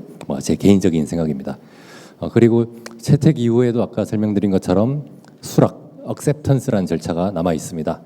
채택 이후에 이제 10개월을 넘는 기간 동안 통상적으로는 이제 명시적인 tacit acceptance를 하고 있는데 이번 같은 경우는 이제 3분의 1 이상의 국가 또는 이제 국제 그로스 토니지 50% 넘는 국가가 이제 서면으로 오브젝션을 표할 경우에는 수락이 되지 않을 가능성이 있기 때문에 이번에 채택된다고 하더라도 내년 한 여름 쯤까지는 결과를 좀 지켜봐야 될 것으로 좀 예상을 하고 있습니다. 이상입니다. 이 부분에 대해서 추가적인 질문 혹시 없으신가요? 제가 최근에 다시 한번 그 기사를 보니까 이렇습니다. 그러니까 이제 현재 GFI 이게 되면 중국에 유리하다. 이유는 비싼 연료를 사용할 수밖에 없는 상황이고 왜 그거 사용해? LNG나 바이오 퓨얼 조금 낮은 단계 탈탄소 그런 부분으로도 충분하다. 이 대중 무역 전쟁의 한 부분을 언급을 해가지고 반대하고 그것도 찬성한 지지자들을 보복하고 있다. 아주 그 기사에 의하면 좀 그런 논리가 돼 있습니다. 그럼 다음으로 엔진에 아까 바이오 퓨얼 관련해서 워터 컨텐츠 부분을 엔진에서 있을 수 있는 어떻게 관리를 할 수 있는 건지 우리 하승만 박사님 대답 부탁드리겠습니다. 예. 이 질문이 다음 질문 중에 그 코리안 메이커 메인 엔진 그리고 발전기 와 관련된 부분하고도 연관돼 있어서 그 두 가지 질문에 대해서 한번 말씀을 드려보면 일단 바이오 연료 지금 일단 제가 가지고 있는 이해를 보면 엔진 안에 워터 컨텐츠가 들어간다라는 부분이 있는데 일단 기본적으로 엔진 컴포지션 챔버 안에 가능한 워터나 이런 부분들이 들어가지 않도록 해야 될 것 같고요. 그러한 측면에서 아까 말씀드린 바와 같이 퓨리파이어 세팅 같은 경우가 중요시되고 그리고 텐크의 드레인과 같은 부분들이 중요시될 수 있고 실제 매뉴팩처러 측면에서 보면 일부 기자재 업체 퓨리파이어 업체에서는 바이오 연료 전용에 맞는 어떤 재료 키트 그리고 세팅 권장 사항을 제공하고 있습니다. 그리고 추가해서 또 말씀을 드리면 메인 엔진사 같은 경우에도 사실 바이오 연료 전용의 노즐을 일부 매뉴팩처러에서는 제공을 하고 있습니다. 그래서 이러한 측면을 봤을 때 아까 운용적인 측면 그리고 실제 디자인 단계에서의 고려 사항들을 바탕으로 해서 그리고 운용적인 측면에서 가능한 한 빨리 바이오 연료를 소모함으로써 워터 컨텐츠의 발생 가능성을 최소화하는 것이 하나의 안전하게 사용할 수 있는 전략이다라고 말씀드릴 수 있을 것 같습니다. 예, 이상입니다. 네. 그다음에 질문은 코리안 10오너 중에 바이오 퓨얼 현재 사용하고 있잖아요. 그 부분도 좀. 예, 현재 저희 E급선 기준으로 저희가 지금 파악하고 있는 바로는 사실 그렇게 많지는 않습니다. 일단 현재 대형 선사 두 곳에서 바이오 100까지 사용을 하고 있고 아무래도 여기에서 질문에서 수요 예측까지 말씀을 하셨는데 아무래도 지금까지는 저희가 CII나 향상을 위해서 바이오 연료를 사용하거나 아니면 저희가 스콥 3 하주의 어떤 요구에 따른 스콥 3를 만족하기 위해서 바이오 연료를 사용을 했다라고 하면 그런 측면에서 약간 현재까지는 조금 사용했던 실적이 조금 작은 것 같고 IMO 넷제로 프레임워크 당장 이제 발효를 하게 된다라는 가정을 했을 때 이후에 당장 만족할 수 있는 드롭인 퓨얼이 바이오 연료임에 따라서 그때 모든 선사 현존선을 관리하는 모든 선사에서 바이오 연료를 최우선 옵션으로 고려하지 않을까 예상하고 있습니다. 이상입니다.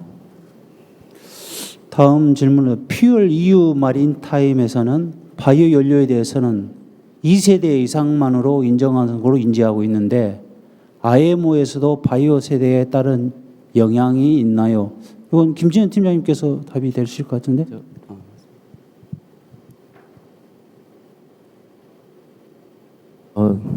알모도 당연히 뭐 이렇게 세대로 물어보시면 이제 세대에 영향이 있다 말씀을 드릴 수 있는데 이게 세대로 구분하는 게 아니고요. 그 1세대 바이오 연료 같은 경우에는 그 토지 이용 변경을 해서 이게 나오기 때문에 그 토지 이용 변경을 하면서 자연계에서 원래 광합성을 통해서 이거를 그 탄소 순환을 시키는 이 부분을 내가 연료화를 시키면서 그걸 없애기 때문에 이 배출량이 많이 잡히게 되는 거거든요. 그렇기 때문에 지금 2세대 그 식용유라든지 재활용이라든지 아니면 3세대 이제 조류라든지 이런 쪽으로 해야 여기 나와 있는 GH 그 세이빙 기준치가 있습니다. 요거를 만족을 해야 이 적용을 하거나 아니면 베네핏이 있기 때문에 그렇게 이해를 하시는 게 맞을 것 같습니다. 예, 감사합니다. 혹시 네, 예, 첨언해서 말씀을 드리면 말씀하신 대로 퓨어리로 마리타임은 식량 기반 사용이 안 되지만 IMO에서는 현재 리스크 기반의 접근을 하고 있습니다. 그 얘기는 아직 좀 불확실성이 있고요.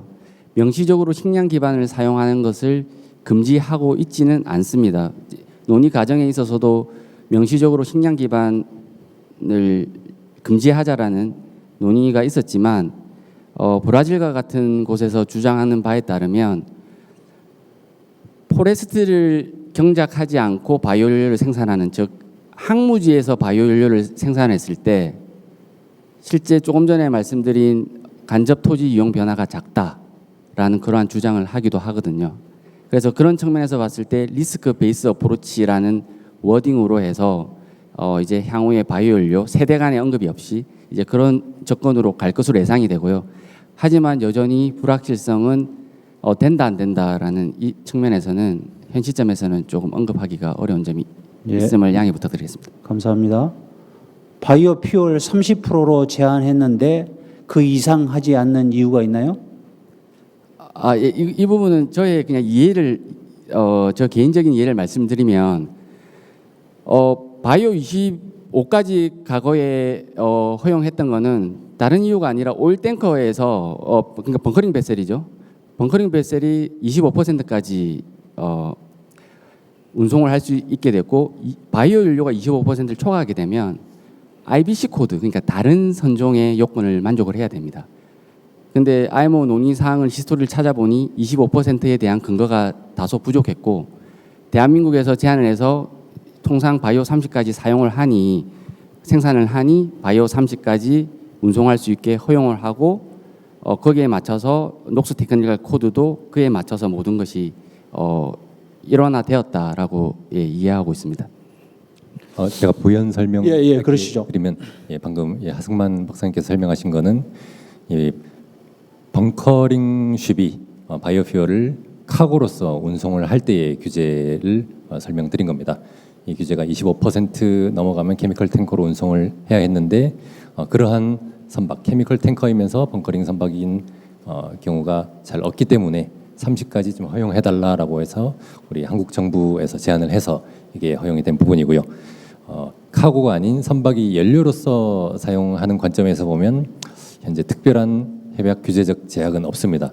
그 녹스 관점에서 보면 이 바이오 30 밑으로는 그냥 검증 없이 사용할 수 있는데 30을 넘게 되면 이제 엔진 메이커에서 우리 그 부품이라든지 세팅 이런 게 변경이 필요한지 확인을 통해서 그 경우에도 메이커가 그냥 사용할 수 있다라고 하면 여전히 사용할 수가 있습니다. 즉 연료를 사용하는 입장에서 협약적 규제는 특별하게 없다고 식별을 하고 있습니다.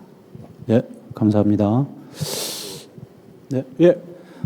이번 B30 MEPC 83차에서 B30의 그 벙커링 선박 운송과 같은 국제 표준화는 우리 산업계 특히나 정유회사나 연료를 공급하는 쪽 그리고 한국 성급 표준을 준비하고 만드는 쪽 그리고 정부가 같이 협력을 해서 국제사회에 의제를 제출하고 통과를 시킴으로써 표준화를 할 수 있게 된 중요한 실적이라고 생각합니다. 앞으로 여기 계신 뭐 기자재나 조선 쪽 분야에 계신 많은 분들도 관련된 업계에서 개발하시거나 아니면은 뭐 기준을 만드시는 부분들이 있으리라고 생각을 합니다. 그런 부분들에 대해서 어떤 국제적인 표준화 과정이라든지 아니면 그 표준화를 걸쳐서 산업 쪽에 좀 더 활용할 수 있는 부분들이 있다고 생각이 되시면 우리 정부 쪽에 직접 연락을 해주셔도 되고요.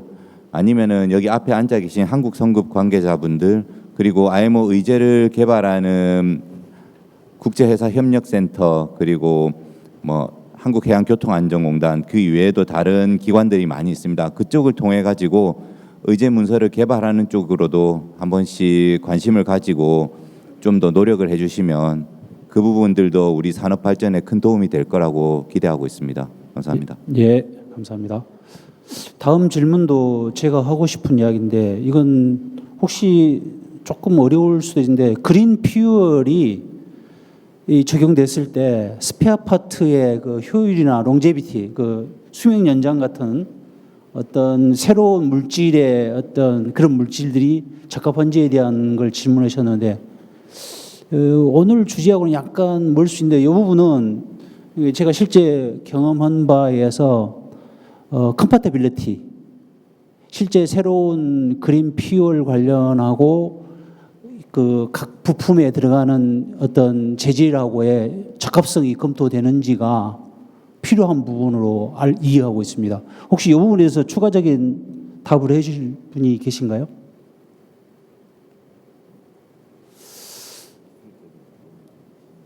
다음은 퓨얼 EU 마린타임의 CB 및 디피션스 서플러스 계산을 위한 선급 계산기 최신 버전 배포는 언제쯤 계획 중이실까요? 네, 그 퓨에리우 마리타임 관련해서는 이미 이제 그 KR 기어스라는 저희 이제 그 시스템이 있습니다. 거기에 시스템화를 해서 이미 이제 런칭이 되어 있고요. 대신 요거를 질문하신 분이 해운회사가 아닌 그러니까 요 퓨에리우에 대한 기어스 실제 저희 사용자는 해운회사시고요. 뭐 조선소나 뭐 대학이나 이쪽 그 비고객 쪽에서 물어보신 것 같은데 저희가 일단은 이런 이제 계산기 같은 경우에 처음에 이제 배포를 했던 게 이제 시행 그 이전에 한번 이제 저희가 시스템화가 되기 전에 한번 배포를 드린 거고 추가적인 어떤 엑셀 기반의 이런 계산기를 지속적으로 업데이트해서 배포 드릴 계획은 현재에는 없다라고 말씀을 드리겠습니다. 예. IMO EU 규제에서 연료유 GHG 퓨얼 인텐시티 값은 동일한가요? 네, 요거는 이제 그 IMO 쪽에 LCA 가이드라인이 아직 그 다 확장이 안 되어 있기 때문에 뭐 단편적으로 말씀드리긴 그런데 현재 나와 있는 LCA 가이드라인에 동일 연료라고 하더라도 그 EU 계산법 그 계수하고 IMO LCA 가이드라인에 나와 있는 계수가 상이한 부분이 있습니다. 심지어 HFO 같은 경우에도 발열량이나 배출 계수가 상이하기 때문에 인텐시티 값이 다르게 나오게 되어 있습니다. 그래서 현재 기준에서는 동일하지 않다라고 간단하게 말씀드릴 수 있겠습니다. 다음 질문은 아까 우리 발표 때 하신 것 같아서 풍력 추진 관련해서 퓨얼 EU 레귤레이션 관련을 조금 더 멘트를 해주실랍니까? 네, 요거 풍력 부분은 그 풍력 보조 장치의 출력을 그 선박의 추진 출력 그러니까 이제 그 풍력 보조 장치 출력하고 선박의 추진 출력으로 나눈 값에 따른 퍼센테이지에 따라서 이 리워드를 받을 수가 있습니다. 그래서 뭐 예를 들어서 5% 추진 출력이 그 풍력 보조 장치의 출력이 5%이다 하면 리워드는 이제 1%를 받을 수 있고요. 뭐 최대 이제 15%를 차지하는 풍력 보조 장치를 달았다 하면 퓨에리우 마리타임에서 5% 리워드를 받을 수 있습니다. 그리고 그 풍력 보조 장치에 대한 계산이나 추진 출력에 대한 계산은 EEDI 가이드라인에 나와 있는 계산법을 준용을 하게 되어 있습니다. 계속 김 팀장 이쪽에 퓨얼 이후에 마린타임 퓨얼 얼로케이션 경우 네. 친환경 연료를 우선 배정한다는 내용을 양지했습니다. 네. 그럼 화석 연료 경우에도 각자의 웰투웨이크 계수가 다른데 화석 연료들 사이에도 계수가 낮은 연료를 우선 적용 가능한가요? 네, 맞습니다. 화석 연료도 그 인텐시티 값이 낮은 연료부터 선 할당을 시키도록 되어 있습니다. 마지막 질문은 LNG 오토 사이클 엔진이 EGR하고 아이서 기술 적용에 메탄 슬립이 감소되고 있는데 이로 인한 퓨얼 EU 마린타임 계산 기준치 변경을 어떻게 전망하고 있으신지요? 네, 그 퓨에리우 마리타임에서도 그 이 LNG 엔진에 대한 메탄 슬립 디폴트 값 대신 실제 인증받은 시험 값을 쓸 수 있도록 규정화가 되어 있습니다.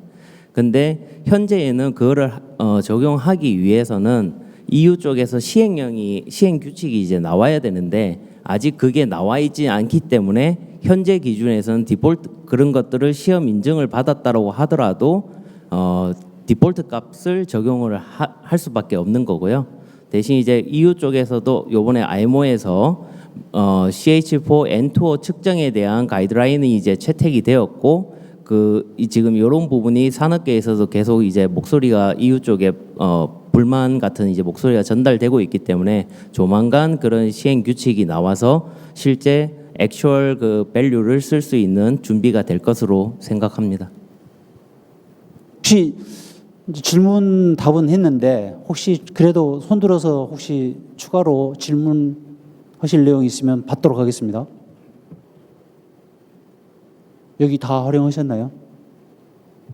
시간이 거의 됐고 질문을 충분히 하셔서 아주 유용한 것 같고요. 혹시 패널 분 중에 전체적으로 좀 이렇게 정리해 주시면 사무관님부터 간략히 요약을 좀 해주시면 좋을 것 같습니다. 예, 우선 앞서 말씀드렸다시피 개회식 이전에 이렇게 법규 규정 부분에 관심을 많이 가지고 참석해 주셔서 감사드리고 산업의 많은 부분의 기반들은 결국은 강제 규정 그리고 그거에 대한 이행을 위한 산업계의 대응에서 비롯된다고 생각합니다.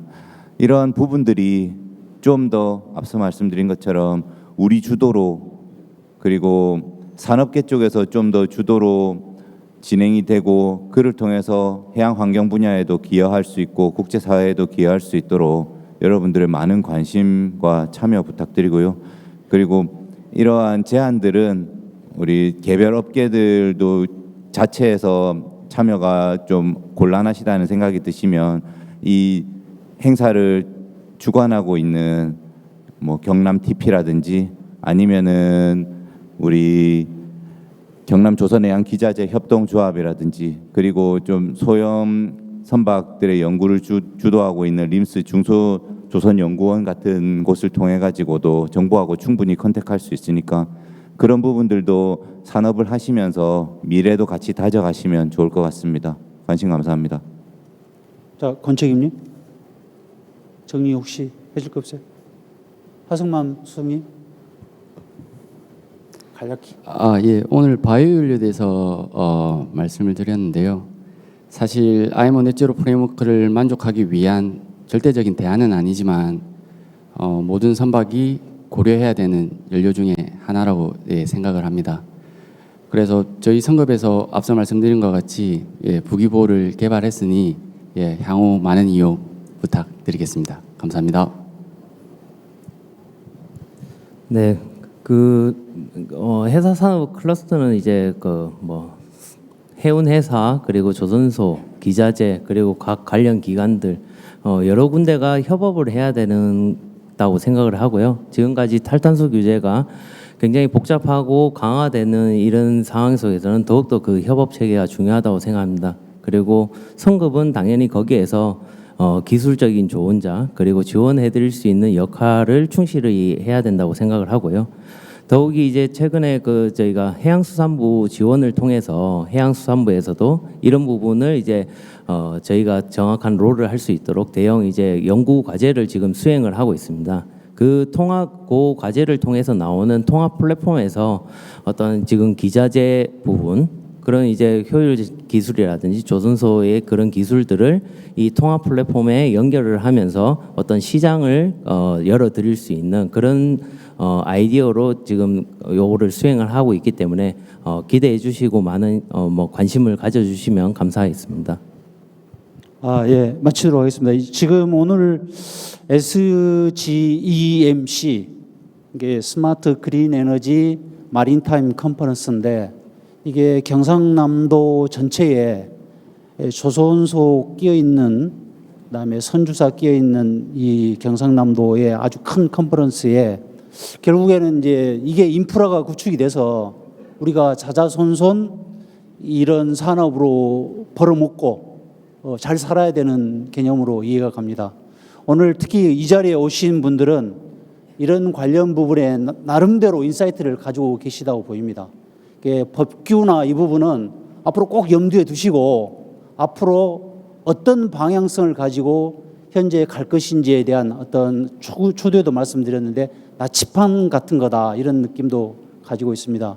아무튼 끝까지 그 어텐션 해주시고 그다음에 너무 잘 답변해 주셔서 우리 연사님들 감사드리고 오늘 이걸로 마치도록 하겠습니다. 감사합니다. 점심 맛있게 드십시오. 감사합니다.